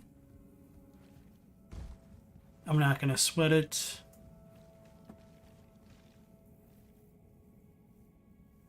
Okay. Oh, okay, you said something earlier than that. You would argue that in terms of ideals, it's halfway. The achievement of the Omens at best is to be stuck in the sewer, a horrid fate you wouldn't wish on anyone. If they were accepted, then they may be better treated. That said, they are suffering and in pain due to the curse. Yeah. But if everybody's cursed, nobody's cursed, right? Everybody's in pain, everybody suffers. That's life. Okay, this is where we needed to go. I love their like goofy like little flips. This is another super horned Omen, so he has a lot more attacks, and he's wielding a great axe instead of the like great sword. Or whatever the Omen variants are called.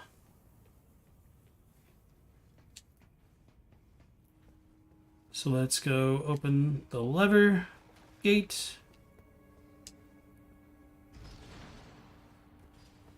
We've got two more Omen just kind of chilling. One with a bunch of horns. No, these are both the medium boys, I think.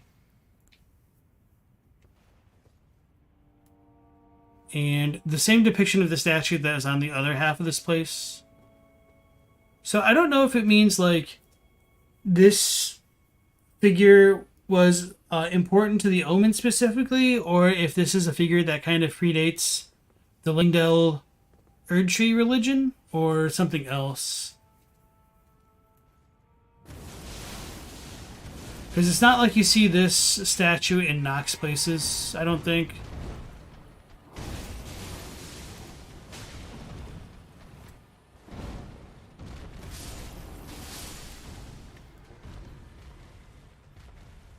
And this item is not important at all. Another polar smithing stone.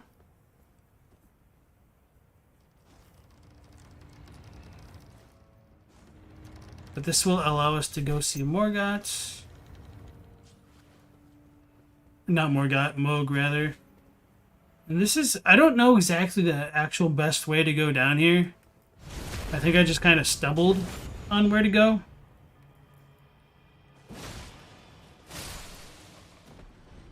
Because I would, like, it, the way that I go, it just does not actually seem intentional, but I don't know of any other way to go, to be honest. So, from here, I normally just, like, try to...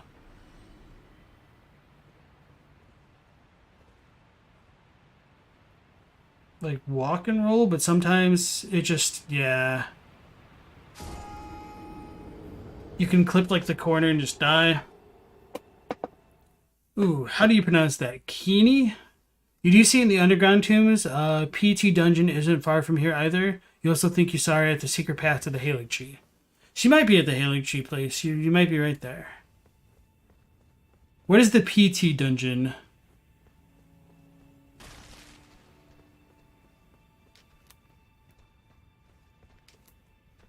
I'm just like, part-time dungeon? Phantom Thieves. I am blanking in terms of like an Elden Ring acronym for that one.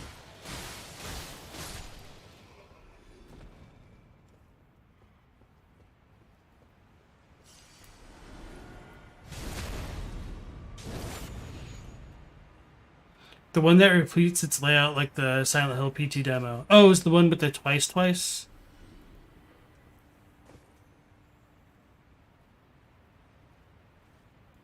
There we go.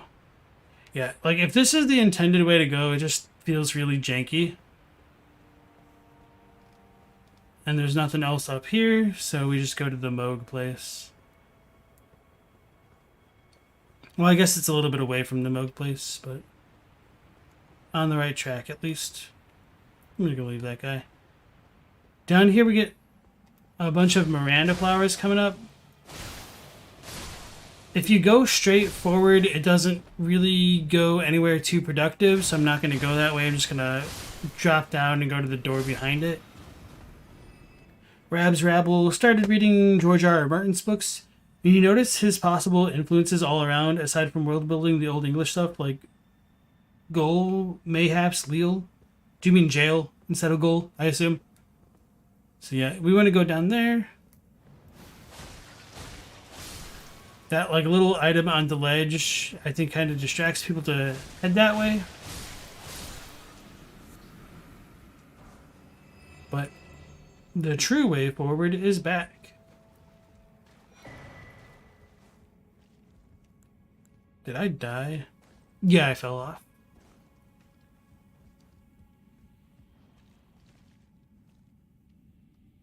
That's in previous Rem games too. Yeah, the jail stuff. Yeah, and so for whatever reason, we also get like random basilisks up here, which is always fun. And this is where like Hoarfrost Stomp becomes useless in close quarters, rather. Let's try this thing.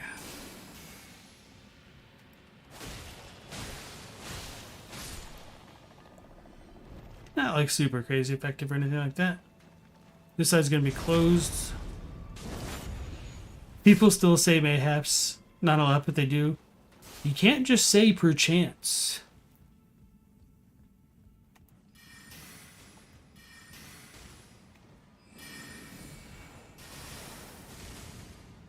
Why does that just do, like, no damage?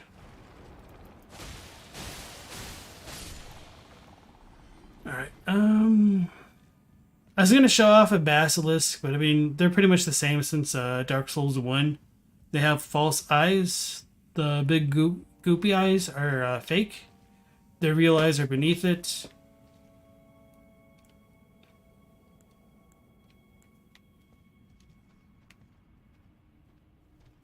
Just the one over here, I think, yeah.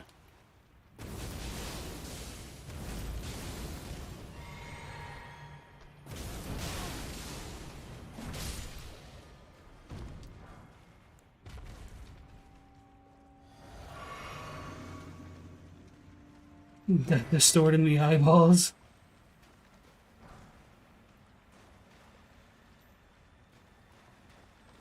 Oh, it's all good, Rabs Rabble. I mean, you never know like how deep the rabbit hole really goes. Especially like if you're just starting to like look into this stuff. And like one of the other issues is just how much they kind of iterate on everything. So you don't know if it's just like a nod to certain things or how sincerely to take certain kinds of references. That little grunt was funny. May as well top off our resources. Alright, leveling up some more.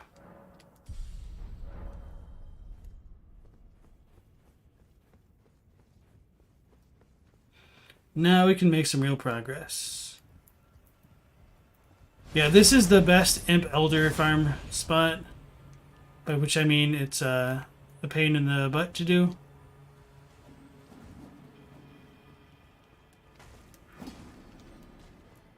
So let's just run on past everything.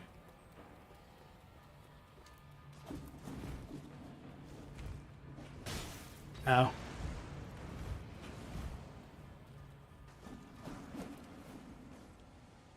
It's literally in my head. I was debating whether I should put on the item that reduces headshot damage. So that's what I get. So that rat is a debate. Because there's like a hole over here someplace, I think.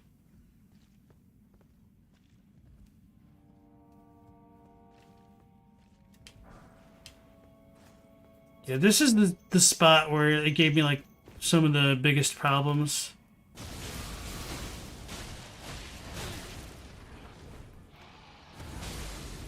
In terms of like not getting turned around.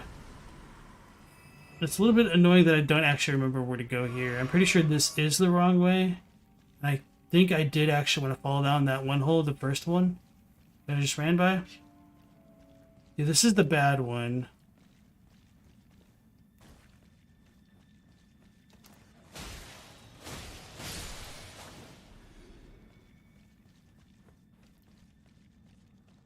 So I think this is the good hole.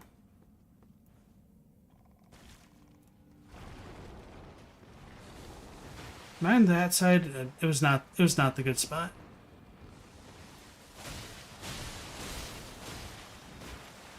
I'm gonna get got.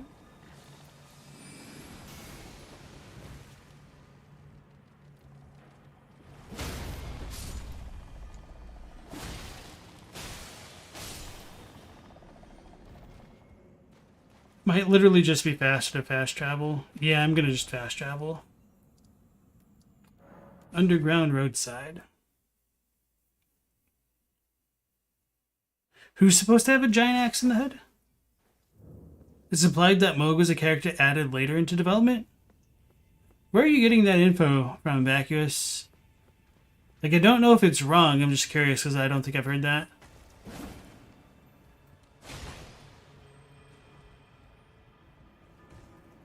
Oh. Okay, with the giant rat.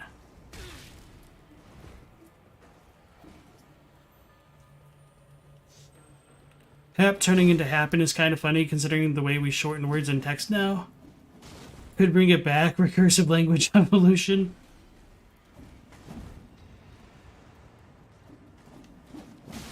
Oh, it still hit me. Let's go this way this time. No, this way will drop us down into the scorpion area, right? Not scorpion, but prawn area.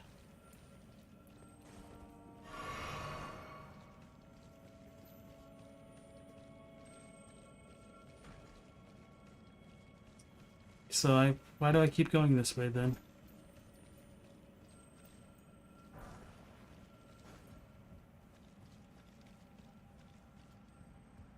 Oh, yep, this is the funny part. See this big opening? See this gigantic opening, guys? Not in 1.0 you don't. Well, not in retail you don't. It did always bother me how, like, in the main section there was like a pipe sticking out that you couldn't really seemingly get to, but that's kind of where it comes from. Why say long word when small word do trick? Yeah, there's no illusory walls down here, which is kind of nice.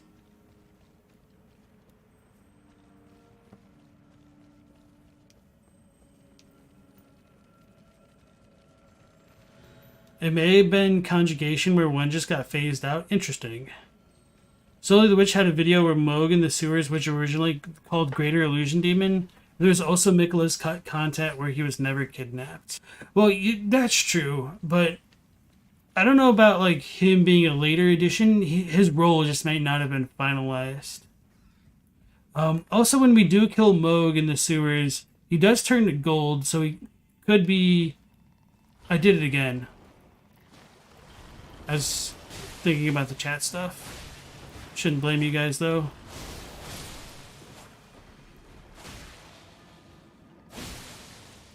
So I was wrong. The first hole is the bad one.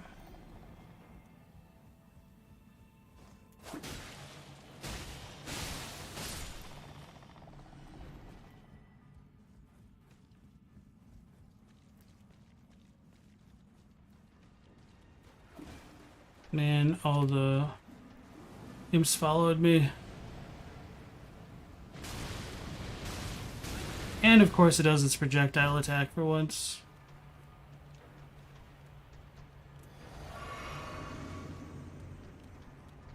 The Omen could climb too. Okay. Didn't realize.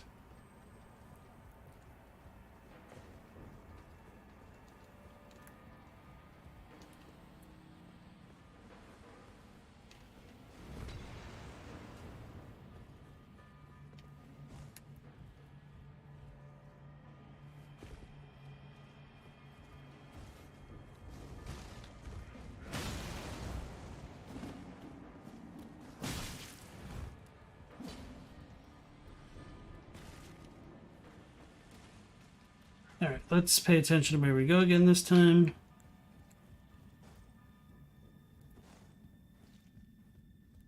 So we're going to go this way, and then down this one.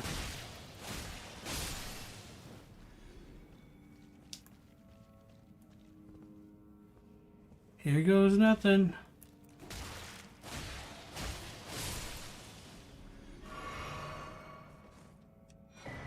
Probably should have left that to remember where I came from.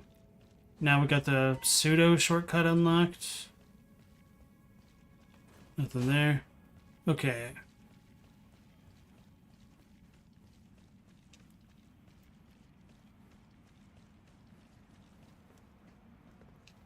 Should be a pretty straight shot, right? I don't think there's any other surprises. Oh yeah, we got all the jar dudes.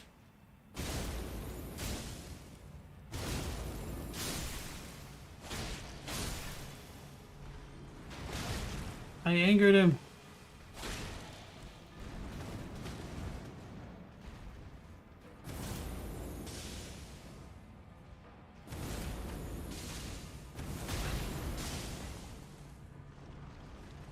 I pressed the wrong button. No.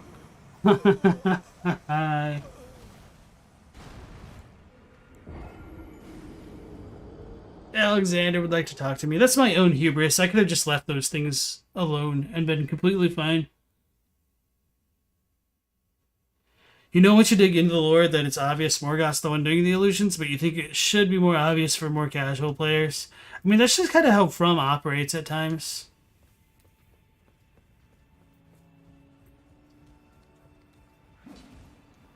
Like the Guinevere thing in Dark Souls 1, if you're familiar with that, is playing on the trope that you're supposed to be like given a nightly quest from a maiden, essentially. And maybe you're given a quest from a maiden, but definitely not the one you might be thinking of.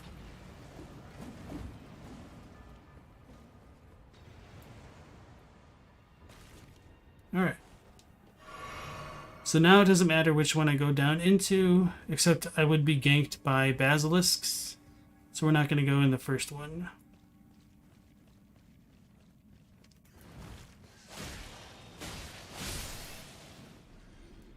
But now I know to enter this way.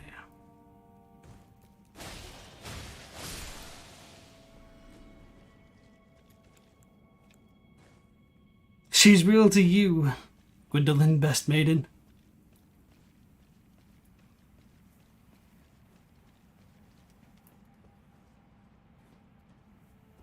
Okay, yeah, I could have definitely just jumped down that way and been fine. Oof, the hubris. Oh no, that thing does get angry, but I could have just still walked.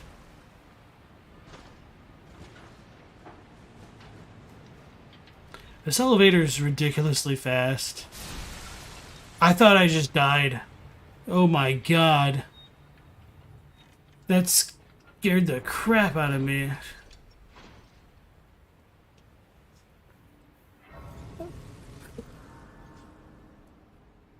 Holy...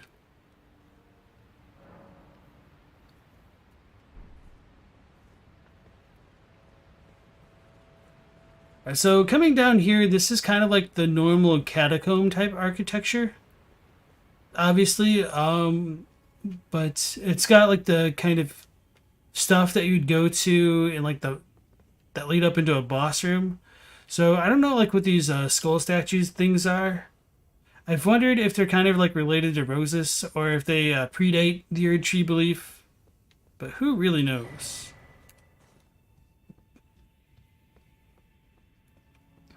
This is the kind of layout where I'd expect like two skeleton archers to just be like flanking the stairs.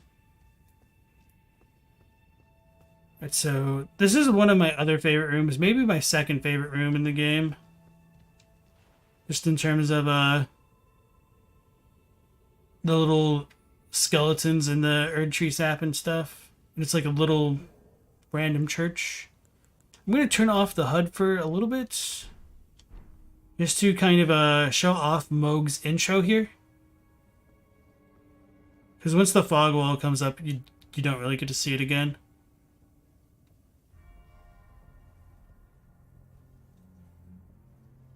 So that's a cool intro. There's like no gold to it.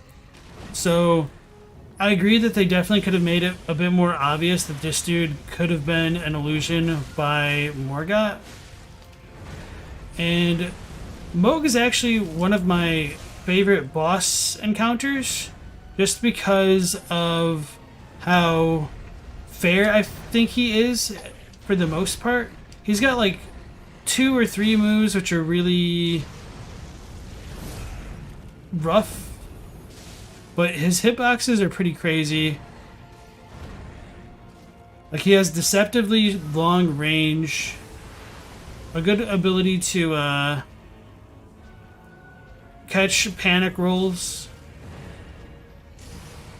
but he isn't like overbearing with his combos for the most part, and he has very punishable moves, whereas like I feel like a lot of bosses in Elden Ring aren't so punishable. And oh yeah, and I think in this version of the game, or maybe him specifically, he can't be bled, so he's actually a lot more difficult. And I don't just mean like this one, I mean the one underground. Well, I guess this is technically underground, but the one in the Dynasty Mausoleum. That was not good. I shouldn't have panic rolled like that.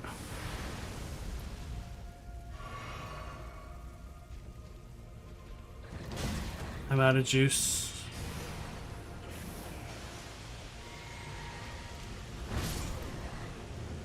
I rolled too soon. So yeah, like those types of attacks are deceptive, but they feel better to me than like Morgott's. User Vibe, welcome back. Lord of Blood OST, not Omen Illusion. Yeah, so a lot of the soundtrack was really unpolished in this version of the game.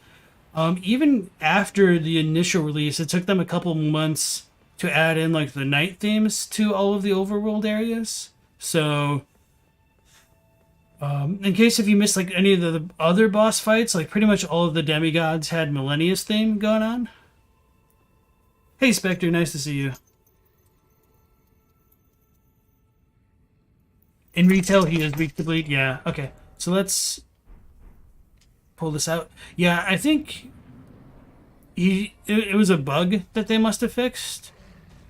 Because it does seem like very on theme for him to be weak to bleed, because his attacks come from blood.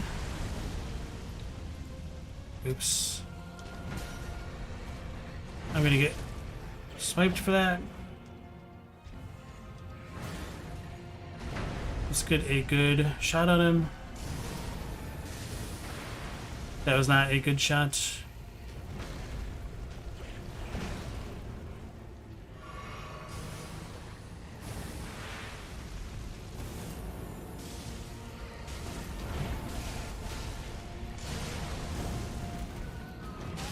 I tried rolling that. I was a little bit slow. That was me. That was just poor play.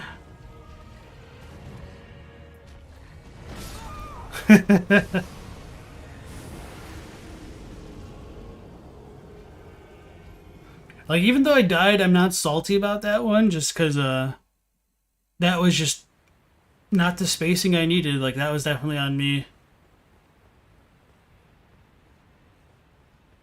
The fell Omen.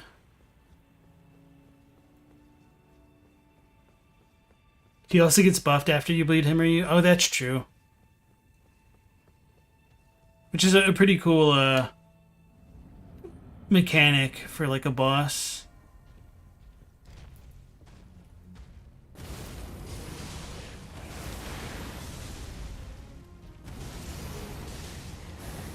Yeah, I feel like his little blood stuff can be a little overbearing sometimes, but it's really not that bad. I think most of the reason why I always get hit by that one, people like struggle against him is because of the Nihil stuff in the Dynasty Mausoleum fight.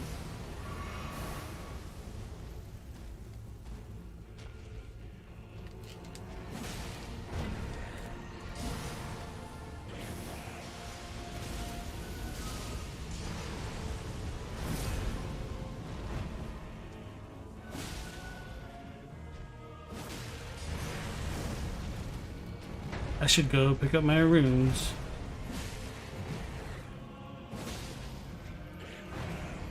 Uh-oh. There we go.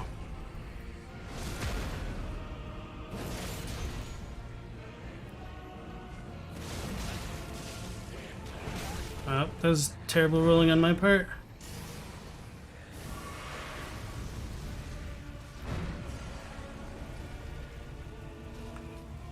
So we do get the change in music in phase 2. Uh-oh. That is the one move that I think is pretty bad in terms of like its hitboxes. That's the one that I think catches the most people. If that one was just a little bit smaller on the sides, it'd be better.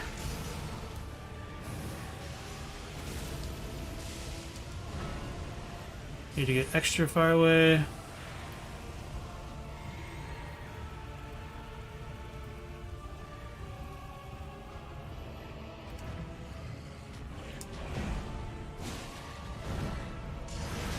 Uh-oh.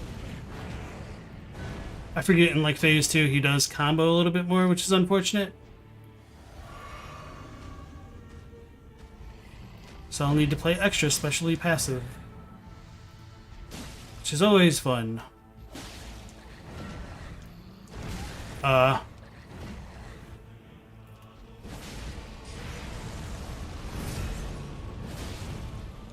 See, that hitbox right there makes Mohg feel a lot better than a lot of other fights.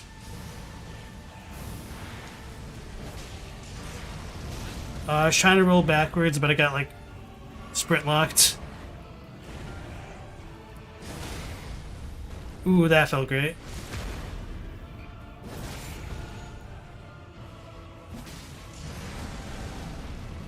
I framed. Probably shouldn't have done that attack, but We did it. Ooh, the delay. It's always the delayed one. It's because I'm rolling backwards, too. Like, if I'm rolling more towards the side, I'd be fine. I'm stuck on the box.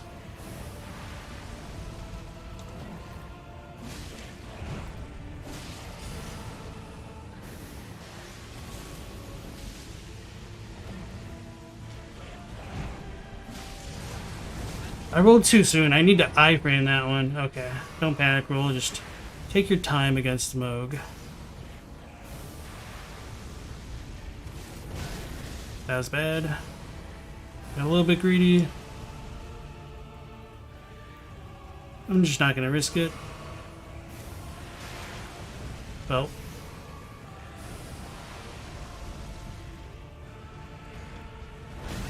It's always that one.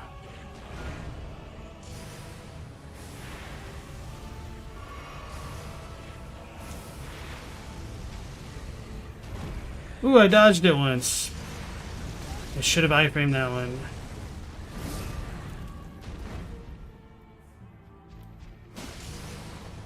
Okay, we should be able to finish him. YOLO, YOLO, YOLO. YOLO success. Blood Flame Talents. Yeah, so just a fight that I really enjoy. 100,000. Dang. The health blow in Elden Ring is real. It's not that. I mean, I am kind of underleveled for dealing with the Mohg down here, and also he doesn't bleed. Like, if I could bleed him on every Hoarfrost Stomp, he would have been a joke. We could talk to Melina multiple times. I forgot that can happen.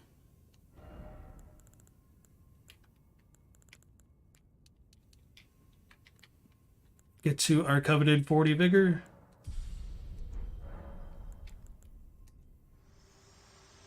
Oh yeah, she mentions it here. If you intend to claim the Frenzied Flame, I ask that you cease. It is not to be meddled with. It is chaos, devouring life and thought unending. However ruined this world has become, however mired in torment and despair, life endures. Births continue.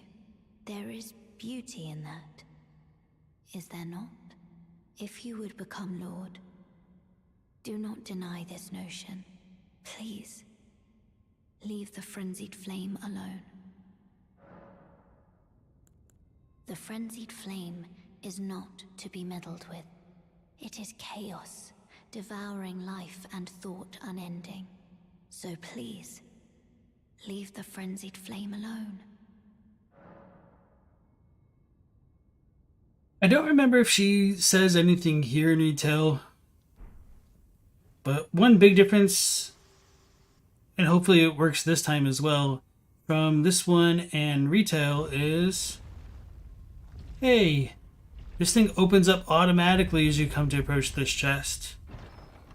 I actually discovered it accidentally on my playthrough. Like, it was a long time after I'd beaten this Mohg down here. I just came back to just kind of explore and look at things. And then I was just like hopping around over here, and then it went down. I was like, oh my god, what is this? So I did manage to find it on my blind playthrough.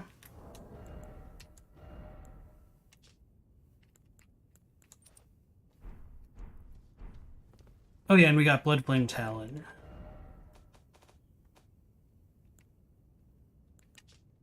Explode dripping blood from Otherworld offering.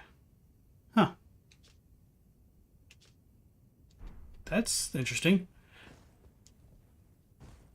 Katie said you don't know if it's just you, but my damage seems low. Although you might just be used to having 30 buffs and dealing more damage. I mean, like I said, I am a little bit underleveled. I could level up my weapon a bit more as well. If we don't kill Morgott and come down here without enough runes, it'll say like this is sealed off by Morgott, or maybe it says the grace given. I do have like a picture of this, and I'm pretty it's somewhere in my Discord. I don't remember if I pinned it or not, but I do have it. As we come into the Frenzied Flame Proscription, we get all of the kind of nomadic merchants that are not having such a good time.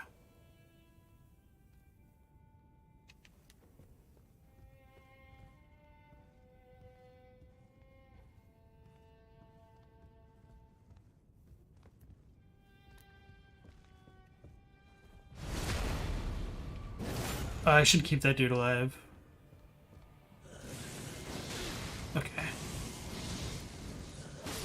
Yeah, so this is a little bit like of a lesser known mechanic, but you can use these dudes' frenzy attacks to break the little tents and stuff down here.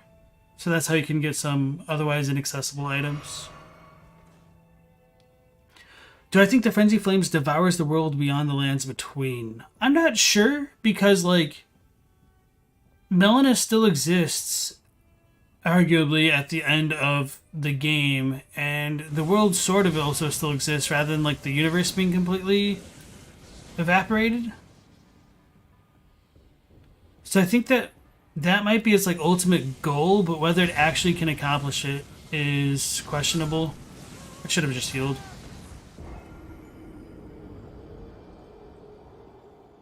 She said, "Please." That means I can't do it.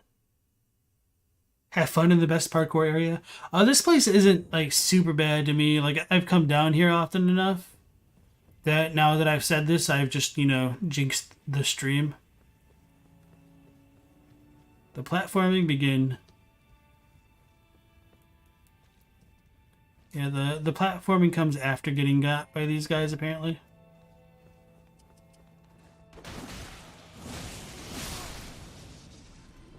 I do love the, like, little goofy hand fiddle instrument things that they have. Kale uses it too. And rather than the hand things having, like, 3 fingers, they do surprisingly have 5 fingers. I guess, you know, that's not... It shouldn't be that much of a surprise, because, like, how many fingers should a hand have? But considering they called in the existence the Frenzied Flame and or the 3 fingers, it's a little bit interesting.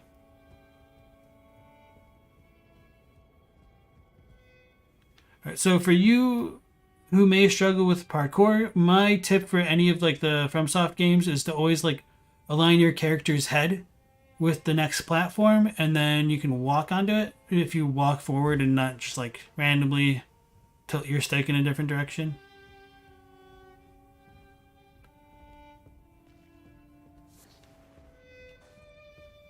This is our boy right here. Might be one of my favorite NPCs in the game. Alright, so trying to remember. I think I'm going to go in the corner first. And then hop down.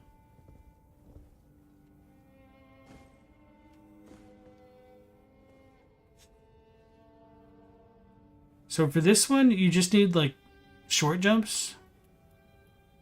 And you can pull back on the stick and you should be fine.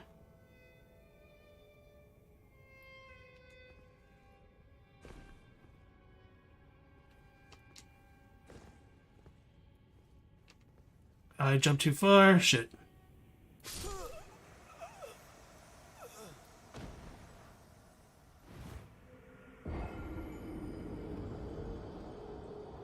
Put too much razzmatazz on the stick. You love the back scratchers? Yeah, they definitely look like back scratchers. Doing it the other way is much easier? It might be. Oh.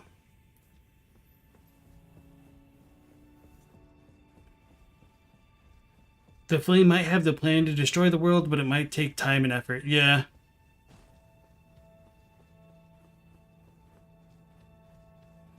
Having Torrent would make it much better. Uh-oh. Man, these things are just not staggerable. I'm so lucky it bled, though.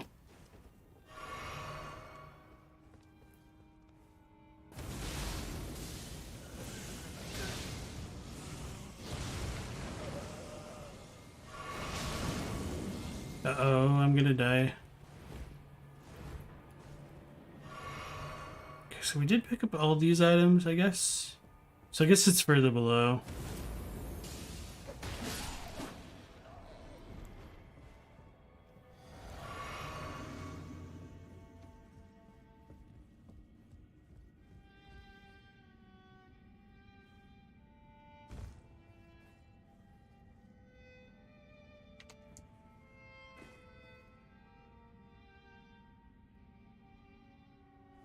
So we're just gonna aim it at the wall and hopefully not fudge it up. I fudged it up. That's what I get for just being impatient there. Okay. I'll do it the slow and steady way, the way that I normally do it.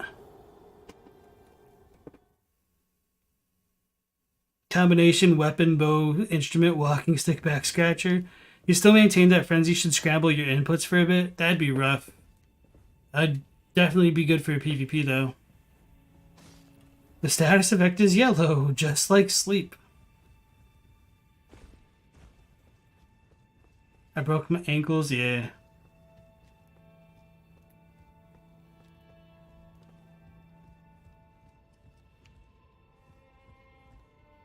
But yeah, I normally just would walk down this way. I'm silly. Just was not paying attention to the log.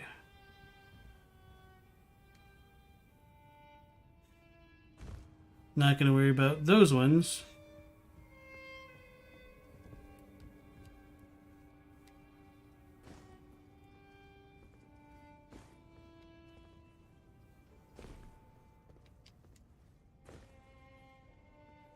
Where are we going?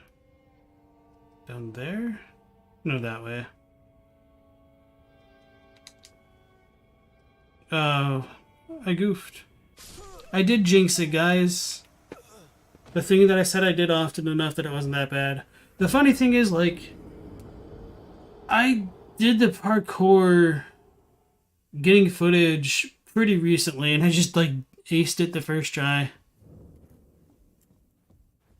And now I'm struggling on stream, as is tradition. You'd lose if Madness did that, brother, please.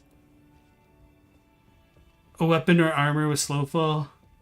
The moth set or butterfly set from Dark Souls 2. David Hayeta. Welcome to the stream, Sanjeev.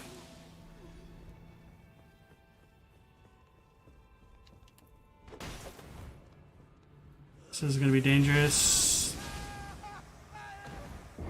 This scream's funny though.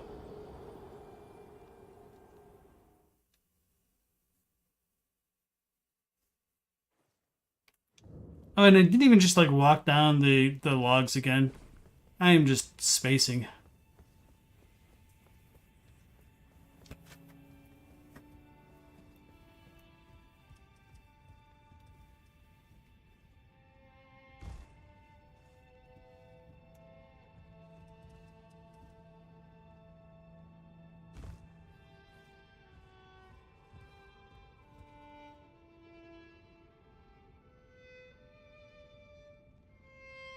That's the bad one. Okay, that's what I thought.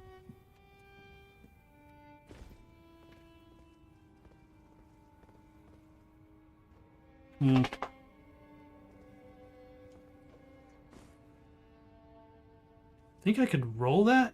Probably a bad idea, but... Oh no, that is what I need to do. Okay.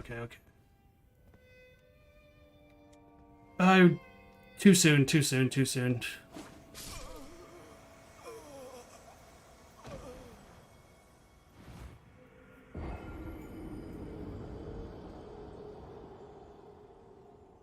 I thought I was closer to the edge than I was. Is it 1.0 where Malekith's attacks are purple? Yes, some of them. The ones where he uses Destined Death. The ones that are parryable, more specifically, with the Blasphemous Claw.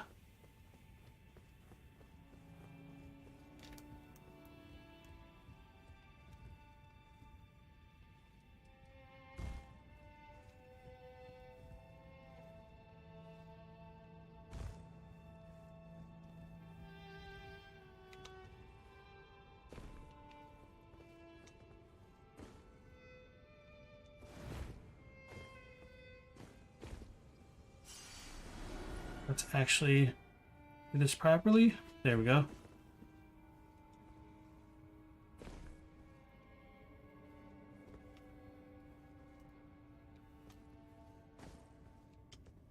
Oh no, okay, there we go. That one you need to pull back. And I think this one you roll as well. Watch me like screw it up though.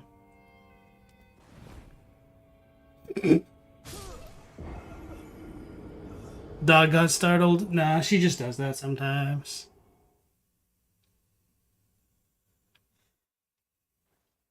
Does this hatch? Wow. Does Assassin's Approach or Cat Ring help here? You feel like those are useless in this game? No. So the issue is the Cat Ring only works if you would take non-lethal fall damage. So pretty much the effective range of the Cat Ring is, I think, between like 16 and 20 meters, if I remember the Zoli video. Or is it the Garden of Eyes? Where they broke it down? I don't know, I just refuse to go down the initial log.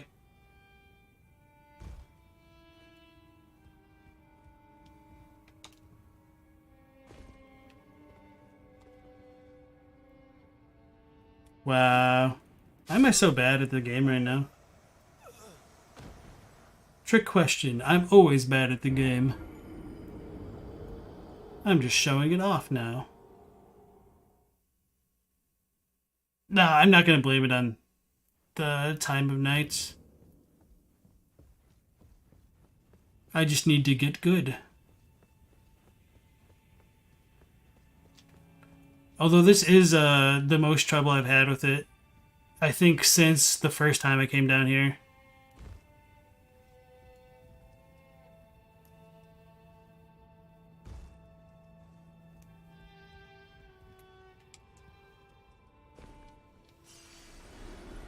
Just need to actually execute things. Oh, God.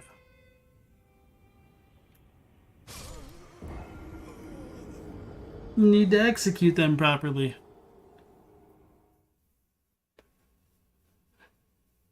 The funny thing is, like, I knew it was screwed up as soon as I realized that I wasn't as far on the edge as I thought I was going to be. You use the twig in your flask? Uh-oh. I mean, I don't really ever worry about that kind of thing, to be honest. It's because if I'm going to die, I'll probably die a lot. And if I have enough time to, like, pop it off, I'm probably already screwed up.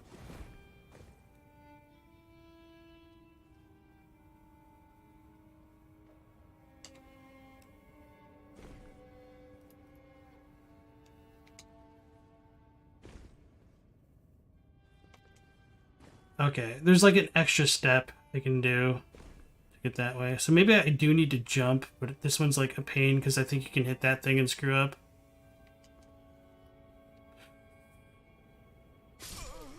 Maybe I just need to do a different angle.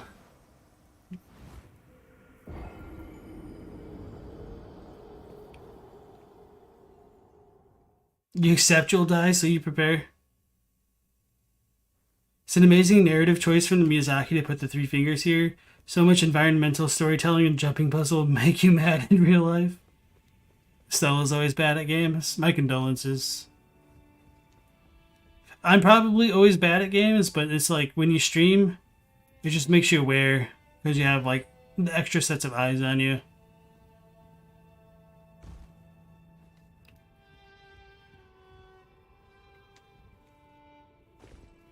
Like, at least these deaths are kind of entertaining. Hopefully. Oof. There we go. Let's go. So I think I need to speed jump over there. That's kind of risky. Because I'm afraid I'm just going to, like, backstep off.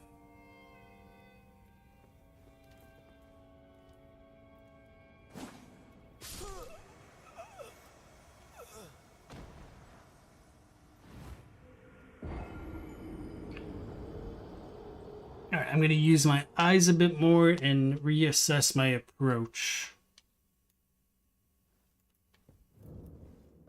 Because I must be doing something wrong, obviously. I mean, the answer is most likely just execution, really. Let's be real here.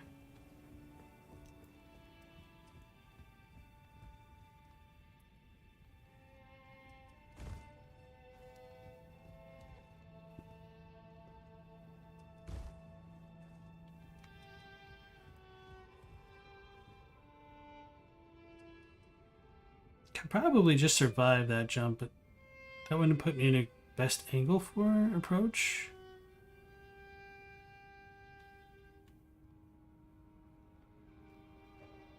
Yeah, I'm just gonna go this way, I think. I mean, it's the exact same way, but...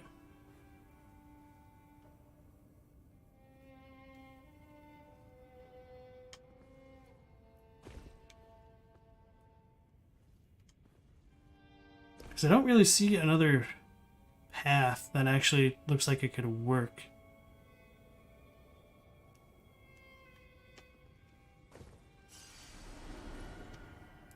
Oh, I should have just walked. I should have just walked.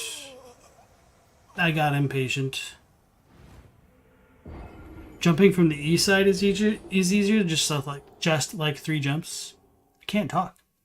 Rum really wants to make the little spin-off games with their platform, but they don't want to get memed on like Square Enix does.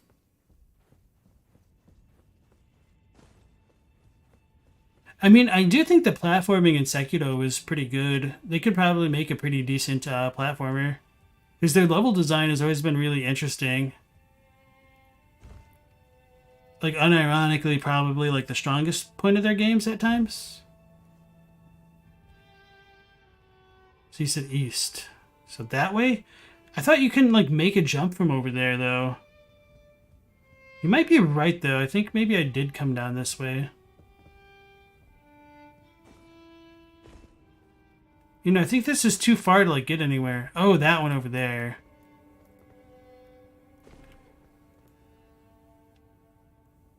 But this just brings me back. Unless you have, like, a different style.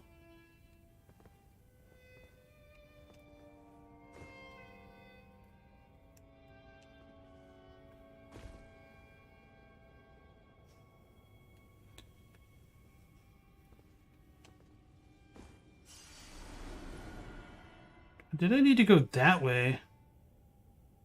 2, 3.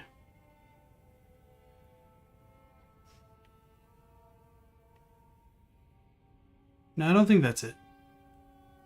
Anyway. Time to screw this up again, right?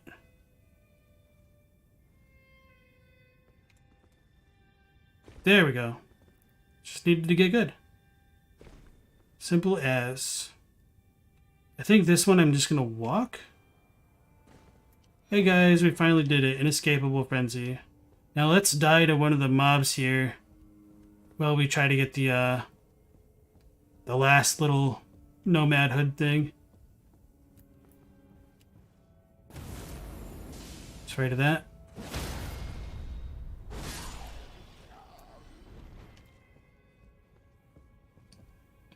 You can just jump cling the east wall? What?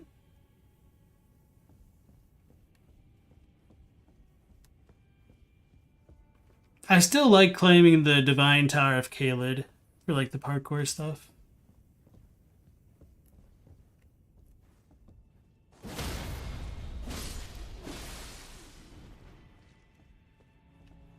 Wait, no, I guess there is no more Nomad Hood. Huh. I thought the chapeau was still in this version. We're gonna have to, like, go back up top. Hey, look, Hayeta. Hey, look, a door.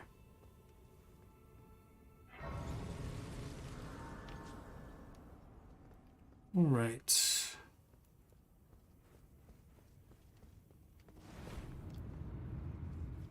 This one is a rune arc, I think.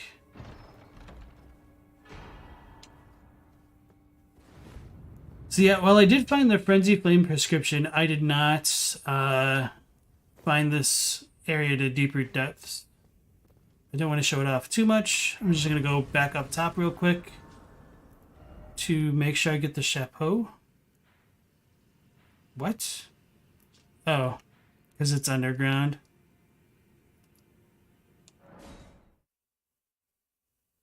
Am I going to get M-raced? Maybe not. I don't know. I didn't think about that.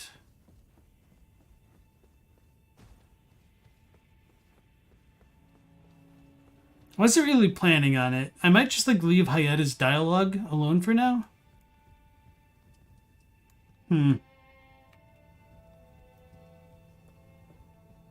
Thought the chapeau was up here, but those are just candles.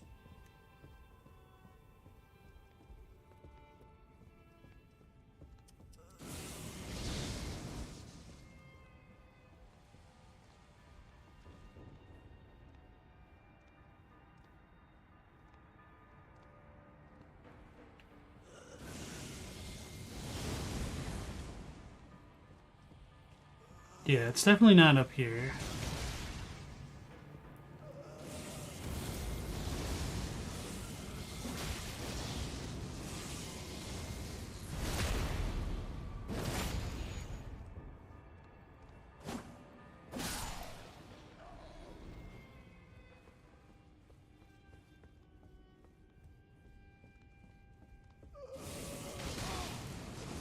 That hurt.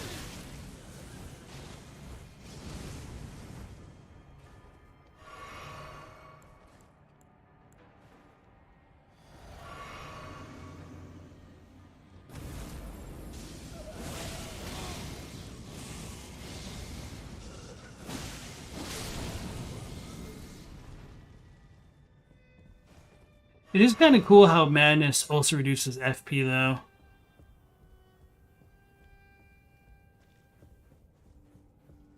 Yeah, I think it's just not in this version of the game, but I thought I picked it up before. Maybe that was just me going back for footage sometime and I just picked it up when I was still on a 1.0 playthrough.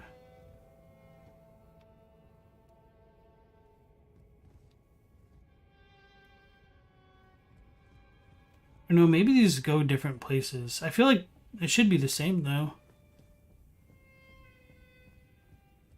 Yeah, this is only one story.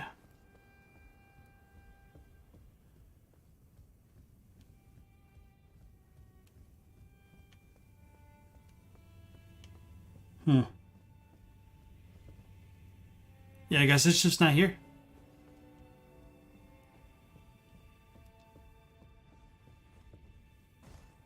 So that's a little bit different.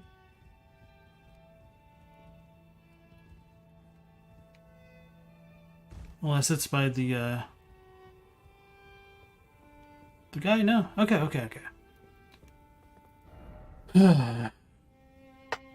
On your first playthrough, you opened the doors just because it looked cool and you were so fed up with Melina.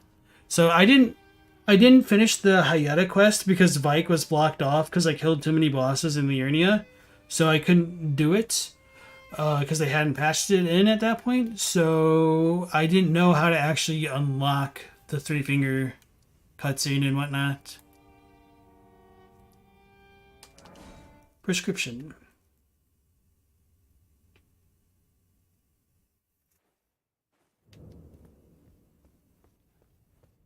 Alright, so now we get Saint Hayata, essentially.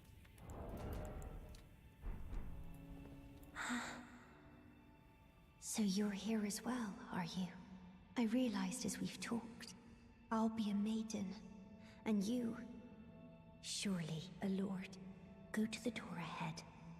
After divesting yourself of your possessions, it will surely open, and the 3 fingers will welcome you. May the flame of chaos find purchase within you. Go to the door ahead. After divesting yourself of your possessions, it will surely open, and the 3 fingers will welcome you. Alright, so we will leave Hayata there for now. Wait.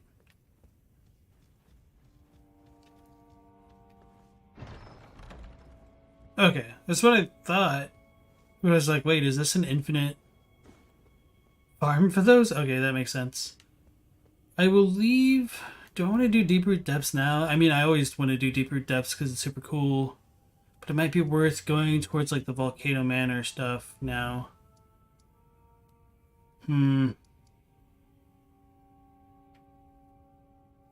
Seluvis. What did we need to do? Oh, the Dung Eater stuff. So, okay, yeah. We'll go back up to the Leyndell area and finish off the Dung Eater stuff to turn him into a puppet to talk to Seluvis and continue Ronnie's quest into Deep Root Depths. You didn't do the quest either. It was just a message that told. Oh, like an online one. Yeah, I totally kept myself offline. Ashal, welcome in. Do I have a favorite questline, character, or journey in Elden Ring? So I do like Yura's quest because there's a lot of parallels to the stuff that goes on in Bloodborne. That's kind of nice to be able to point to. Also, just like him kind of dying to his own hubris is kind of cool. Let me think as far as other character journeys. Alexander is definitely cool too. Even if he is a little bit scatterbrained at times. I'm probably gonna get shot in the back. Ooh, that's close.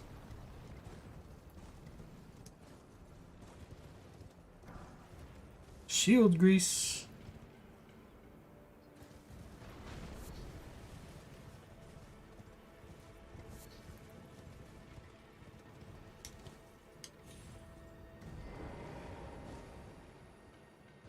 Well, that was quick.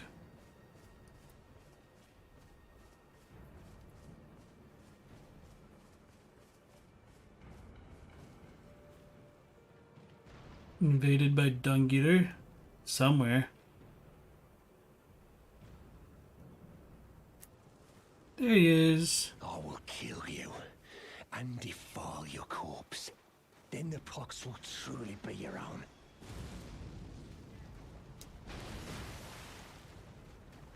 It's funny when he uses his Sword of Milos style attack. Sometimes you can just hear him screaming like "Bless you."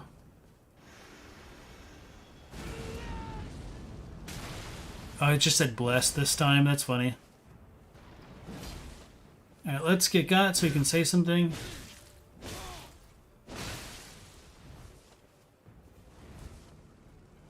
I'll give you a good blessing. You're the nourishment for the box.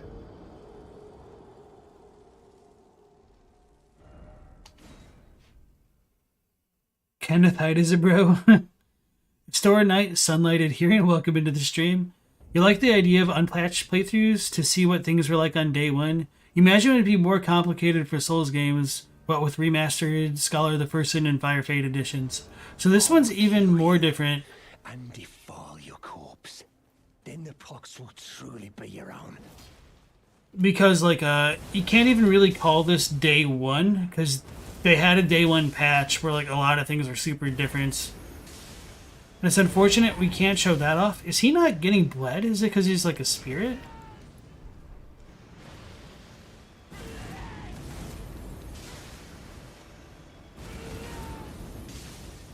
Yeah, he's not bleeding.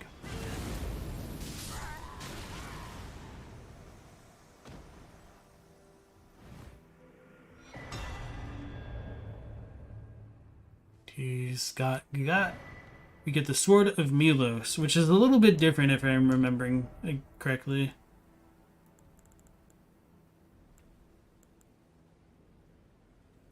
Where is it?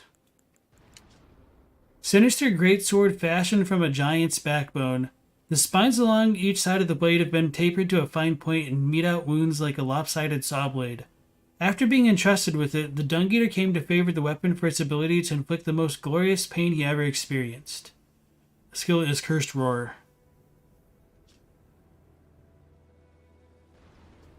Sword Art's name, 1015.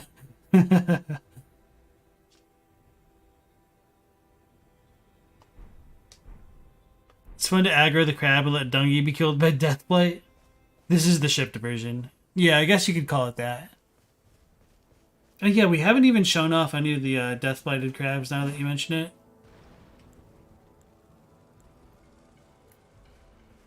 Will I finally get my revenge on these dragonflies? Ooh, it feels nice. That is definitely the perk of being a caster. A pseudo-caster. Is this Blackguard? No, this is just a commoner. I think... Soink Scoob.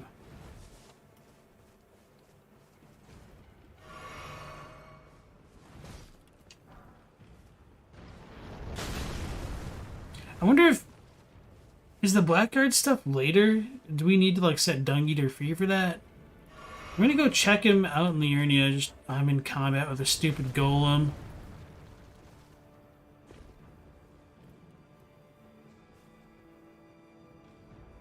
I need to like duck in the grass.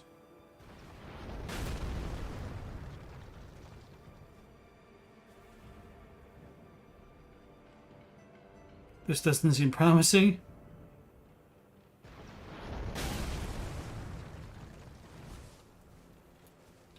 You know, I don't really have very many runes, so I don't care. Morgott needs to be befriended, but other than that, you don't think there's an issue. Well, he did give us prawn before. Did I need to actually buy them? You always pronounce Milos as Milosh because of Milosh Zaman? I don't know who that is. I do need to buy the prawn. I think... No, maybe I did not. I think I just looked at it, and I don't think I actually had the runes to spare at that time.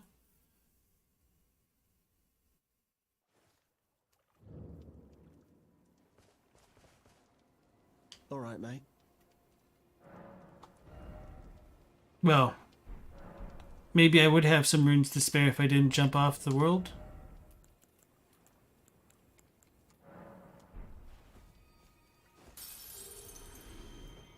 Marika's tits. It's funny to stop the dialogue right there. Oh, small talk. You're tarnished too, ain't you? Can you see it then? The guidance of grace, I mean. I can't see it at all no more. Makes no bloody sense anyway. Why some no-name shithead like me should get called to the lands between. Cruel bloody joke, you ask me. Maybe something went titso with it. Maybe it's been broke for a good long time. The Erdtree, I'm saying. So that's some more lore information that's nice to have, that Tarnished can lose the sight of grace, which might be why he gets perma-died if Dung Eater gets a hold of him. Never met someone with a taste for prawn I couldn't trust. We'd make good mates, I reckon. I'll be seeing you. So, I guess we saved him? Mission accomplished?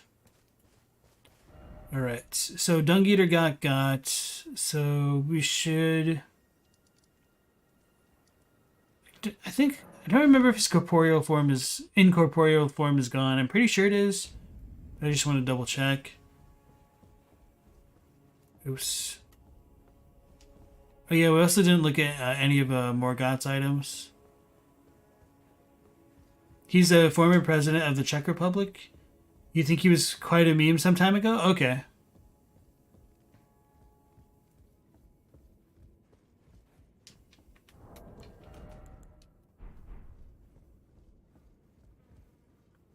There you are. You warded off my blessing, despite the curse stirring within you. No one has succeeded in that before. How? I thought. Then it hit me that you are, in fact, me. And I am the Dung Eater. It is my flesh that must receive the blessing. Give me your blessing. Defile my flesh with the seedbed curse, again and again, until it is done. Until a cursed ring coalesces that may one day defile order itself. Countless I have killed, and countless I have defiled. And soon the fruits will be born. Hundreds will be reborn cursed.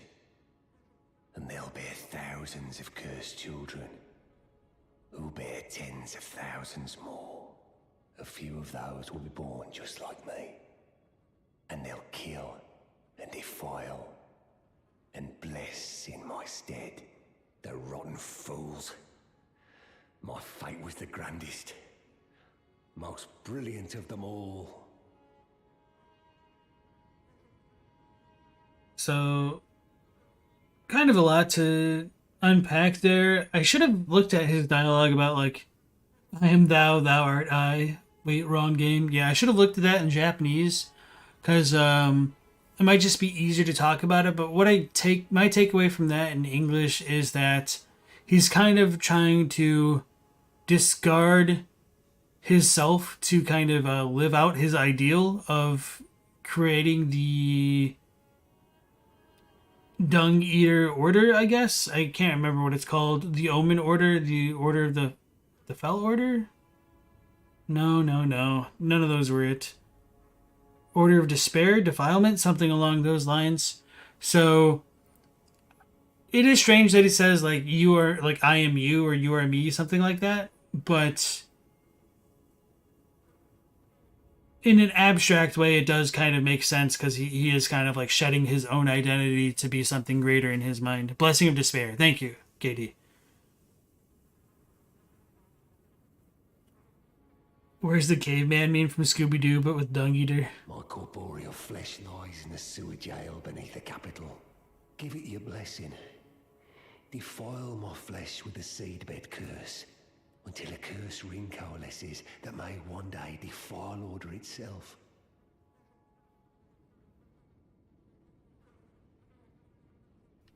Alright, so I think we can talk to Gideon, and he'll have more to say after the Morgott incident. And we might need to talk to him about the potion to be able to give it to Dung Eater. I don't quite remember, so I'm just going to do that to be safe, so we don't have to like reload multiple areas. You. What is it?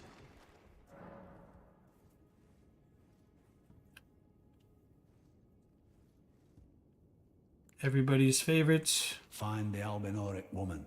She. Ah, I know already. You're after it too, aren't you? So past the impenetrable thorns, you seek the forge of the Flame of Ruin in the snowy mountaintops of the Giants. Then you need to reach the Grand Lift of Rold, beyond the Forbidden Region. No need to pay me for that gift. All my knowledge is for the sake of guidance, that a Tarnished might stand before the Elden Ring and become Elden Lord. It doesn't have to be me, my fellow.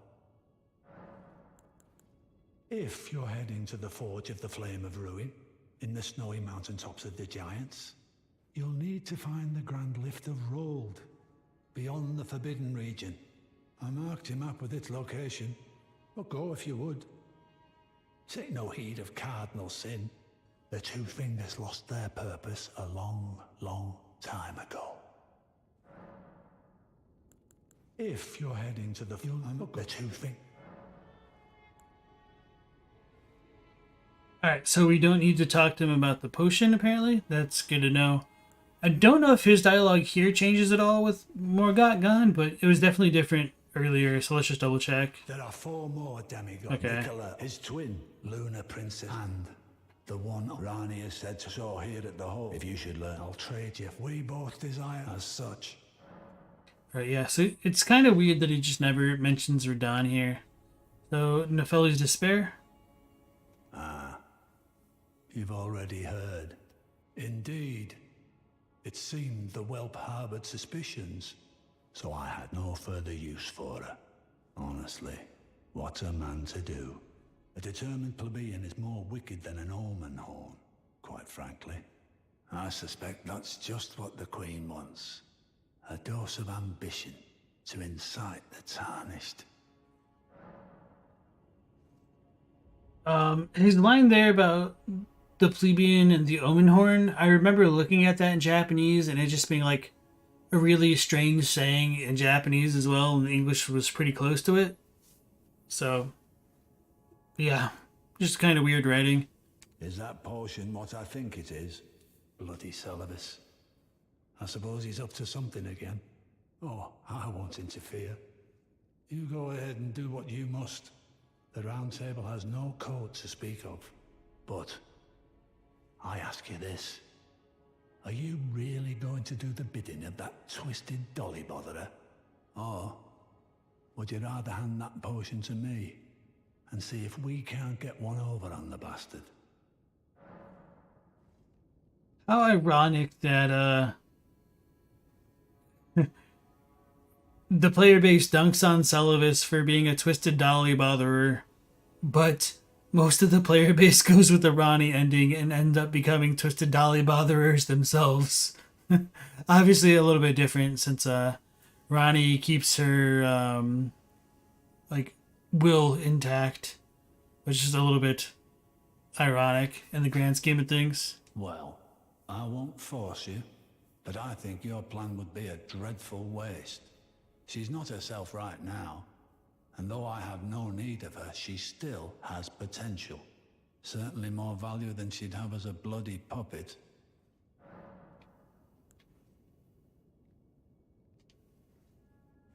Alright, so that's it with Gideon's dialogue. We'll talk to Nefeli, but I don't remember how exactly like it plays out, but you can't finish your quest in this version of the game because there's nothing to do.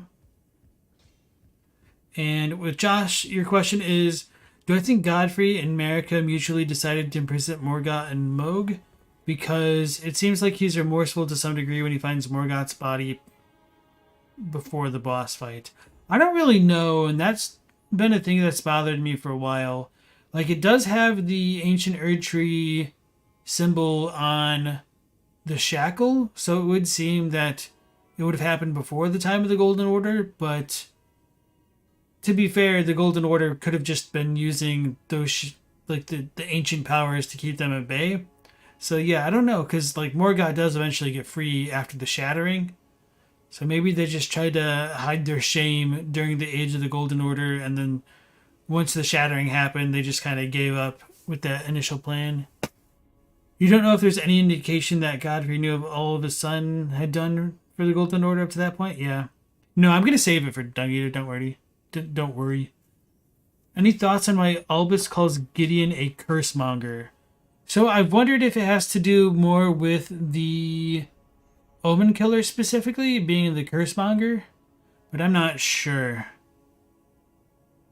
You think Gideon would want to become Elden Lord to help him know more things? Being God has its advantages. Okay, that's the other thing I wanted to mention with Gideon.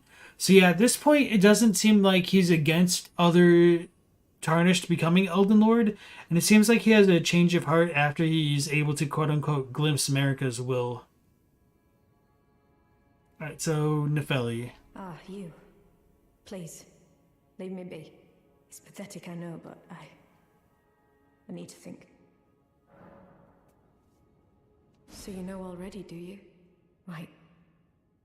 It's true. My father cast me out for indulging my emotions. Forgetting the mission. Punishment for offing his pawns. Lord Gideon has offered me guidance all my life. I would have done anything for him. To place him on the throne of Elden Lord. And yet though it was not my intent, I betrayed him. And I can no longer trust in Father. To think he'd order his men to enact such tragedy. Where is the justice he purports in that? He once told me that if he became Elden Lord, he would never allow the downtrodden to be cheated ever again. Was he simply lying to me? No. How could I say that? Father has always given me his guidance. And now, I've lost it.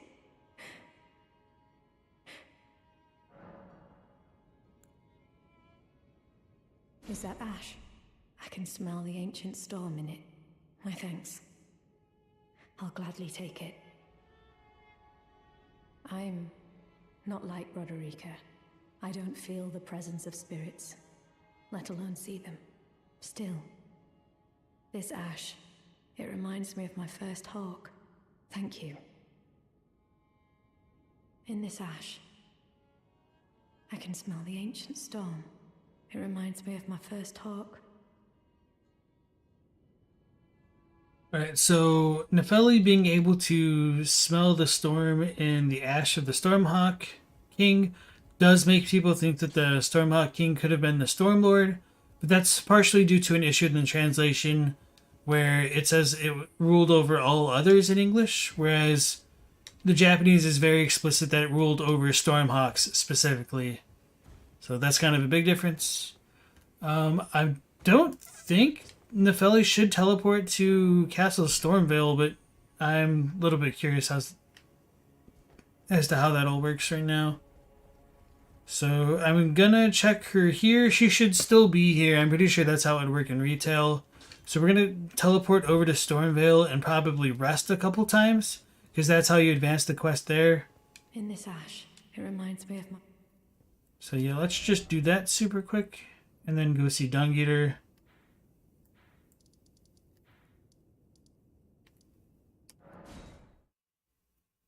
Because Gestak should just keep on stamping. Same with Kenneth Height. Maybe I need to talk to Kenneth as well.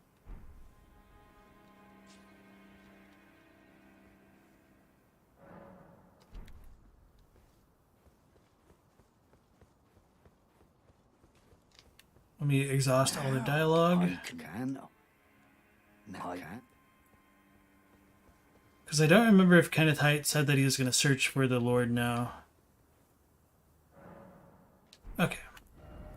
Let's go see good old boy Kenneth.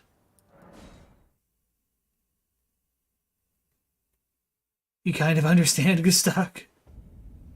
Daddy issues? Astanex? Oh yeah, this doesn't actually teleport us close there.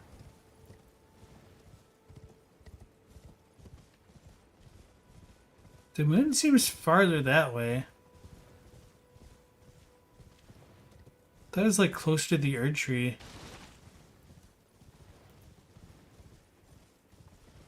Just a bad boss. Oof. Sorry to hear that, man.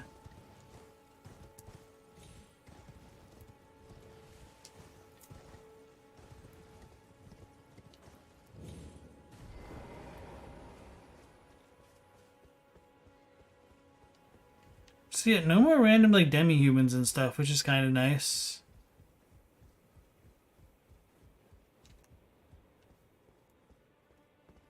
No more Kenneth Height. Did it get fixed, or is he just dipped out?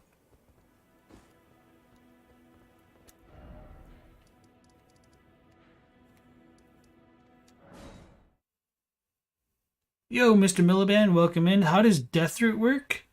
In terms of like mechanics or lore? There's this little bit of a intricate question for lore, at least. So no Nepheli. So yeah, Kenneth Height just kind of dipped out, I guess. Because I didn't fight him. Did I? Pretty sure I didn't. There's nothing else over here. Alright, let's go to the secluded gate. Rest there a couple times. It shouldn't matter, but just to exhaust everything.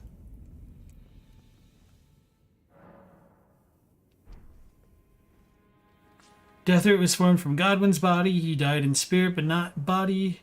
His body continues to live and grow, but it's corrupting the world around him. Oh, the place on the ruins. Yeah, because I don't think... Yeah, you might be right. I don't think he ever actually went back to his fort. Forgot about that. Good call. Yeah, so Mr. Miliband, like, pretty much what Astanex said, like, when Godwin got killed, his soul got removed from his body, essentially, but he's still technically alive in a weird way. Like, his body lives, and his soul is gone, which is a little bit repetitive, but the rune of death that was used to kill him is now spreading throughout the lands between. So the Deathlight is essentially the rune of death in a different kind of form.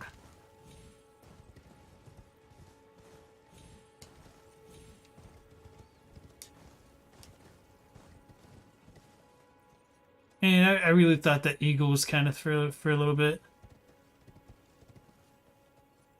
Okay, so that just does kind of reaffirm what I already knew, that this quest is unable to be finished. So let's go turn Dung Eater into a puppet.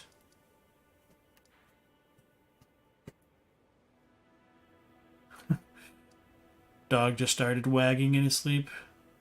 Love it when that happens. There we go. Ronnie used the same power at the same time to do the same in reverse. She gave up her body to sever herself from the two fingers and free herself. Maybe. That's not technically explicit, but it seems to be what would make the most sense.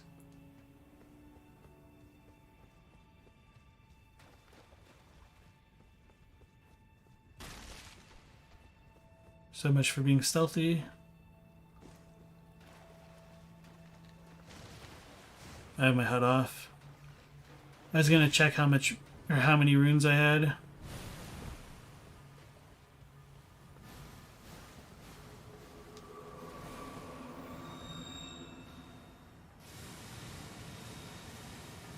He's an undying vegetable, yeah. No, I'm not like disputing the body thing. It's just like we don't know if that was the goal she set out with at that time. Anyway, we don't need to fight these. We can just go see him.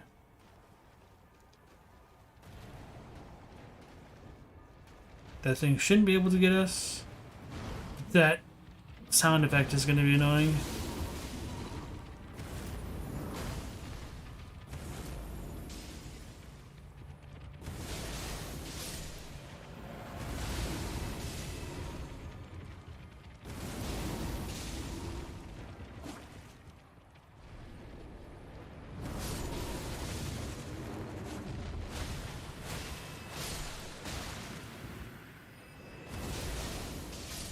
Okay, there we go.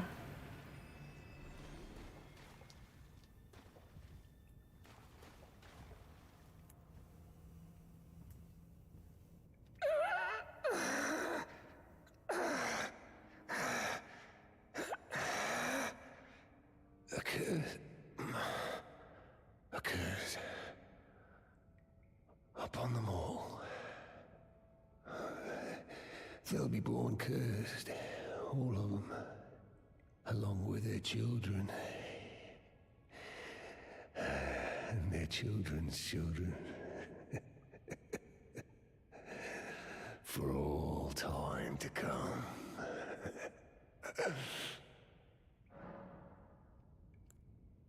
So we could give him some seedbed curses, but we're just not going to bother. No. I am the Dung Eater. I am.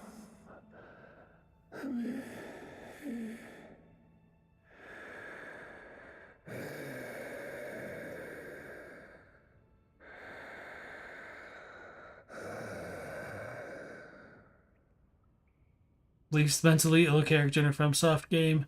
The Chapel Dweller resents that. Wait. Oh, I think we need to actually go see Seluvis to get it. Yeah, I think this is a later thing. Okay.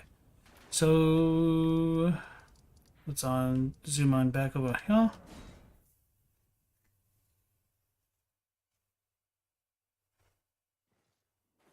You like how Godwin parallels Aldrich from Dark Souls 3 and how he dreamt of an endless ocean? Godwin's corpse seems to be creating one. Interesting.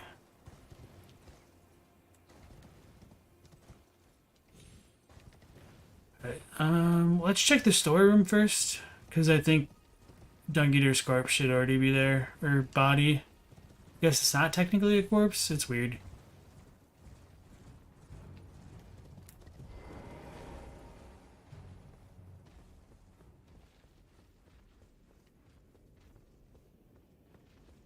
So in our room in the back, we've got Dung Eater on the left. Okay, I was right.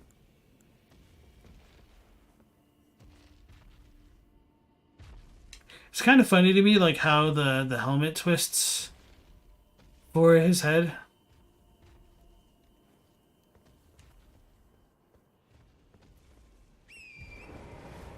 And again, we do have this one random Omen killer puppet in here, which does make me wonder if the Albinorg village was set up by Seluvis to screw with Gideon and or get Nepheli.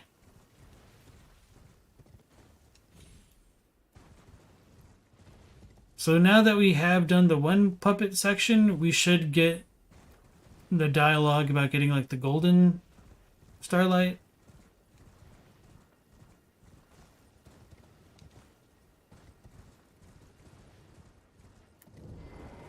Chapel Dweller is a true pal. Yeah. I didn't mean to break the table. Ah, so you made Nepheli drink the potion. Well done. You are a touch more useful than I had thought. Very well. Then you shall have your gift. Knowledge of the sorcerous arts under the tutelage of the great preceptor Seluvis.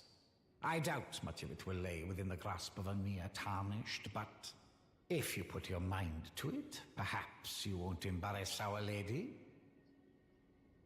You wish to begin right this moment? Well, your impatience, though boorish, is understandable. Let's have at it.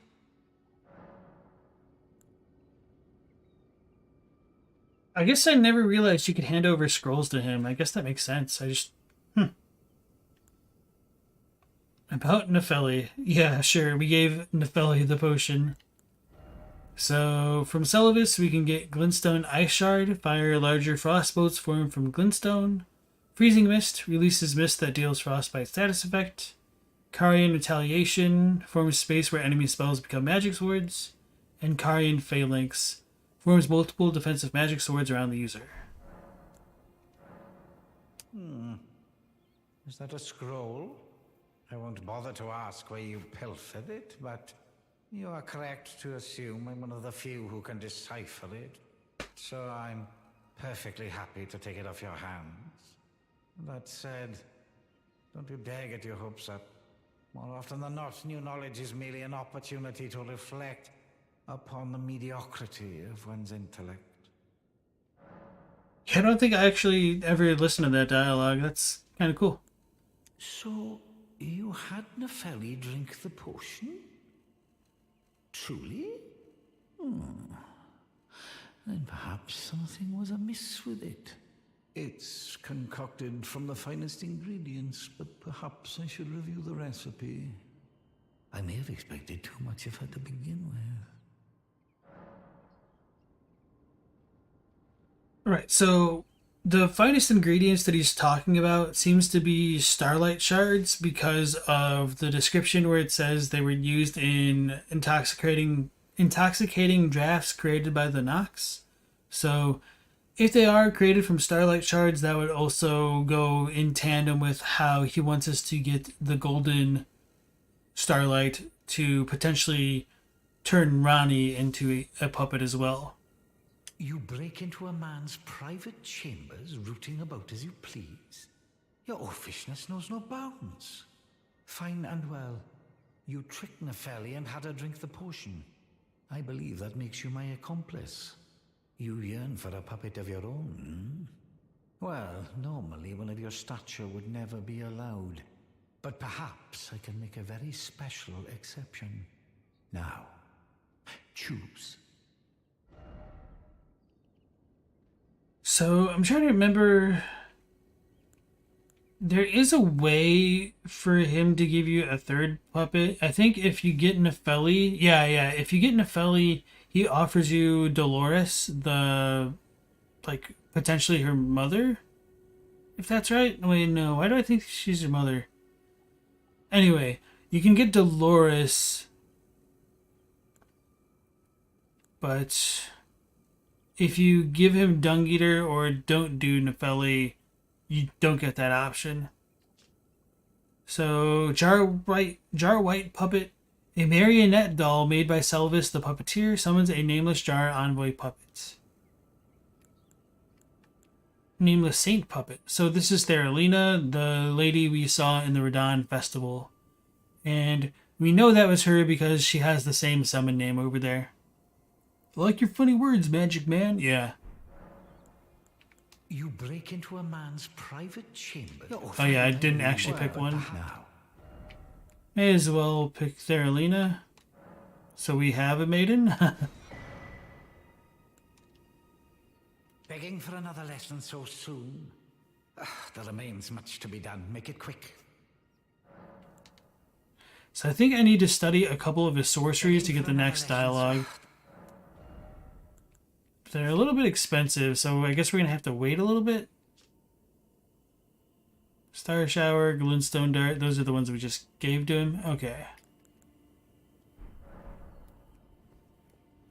So I'll need to remember to do that next time. Let me just actually leave it here for now.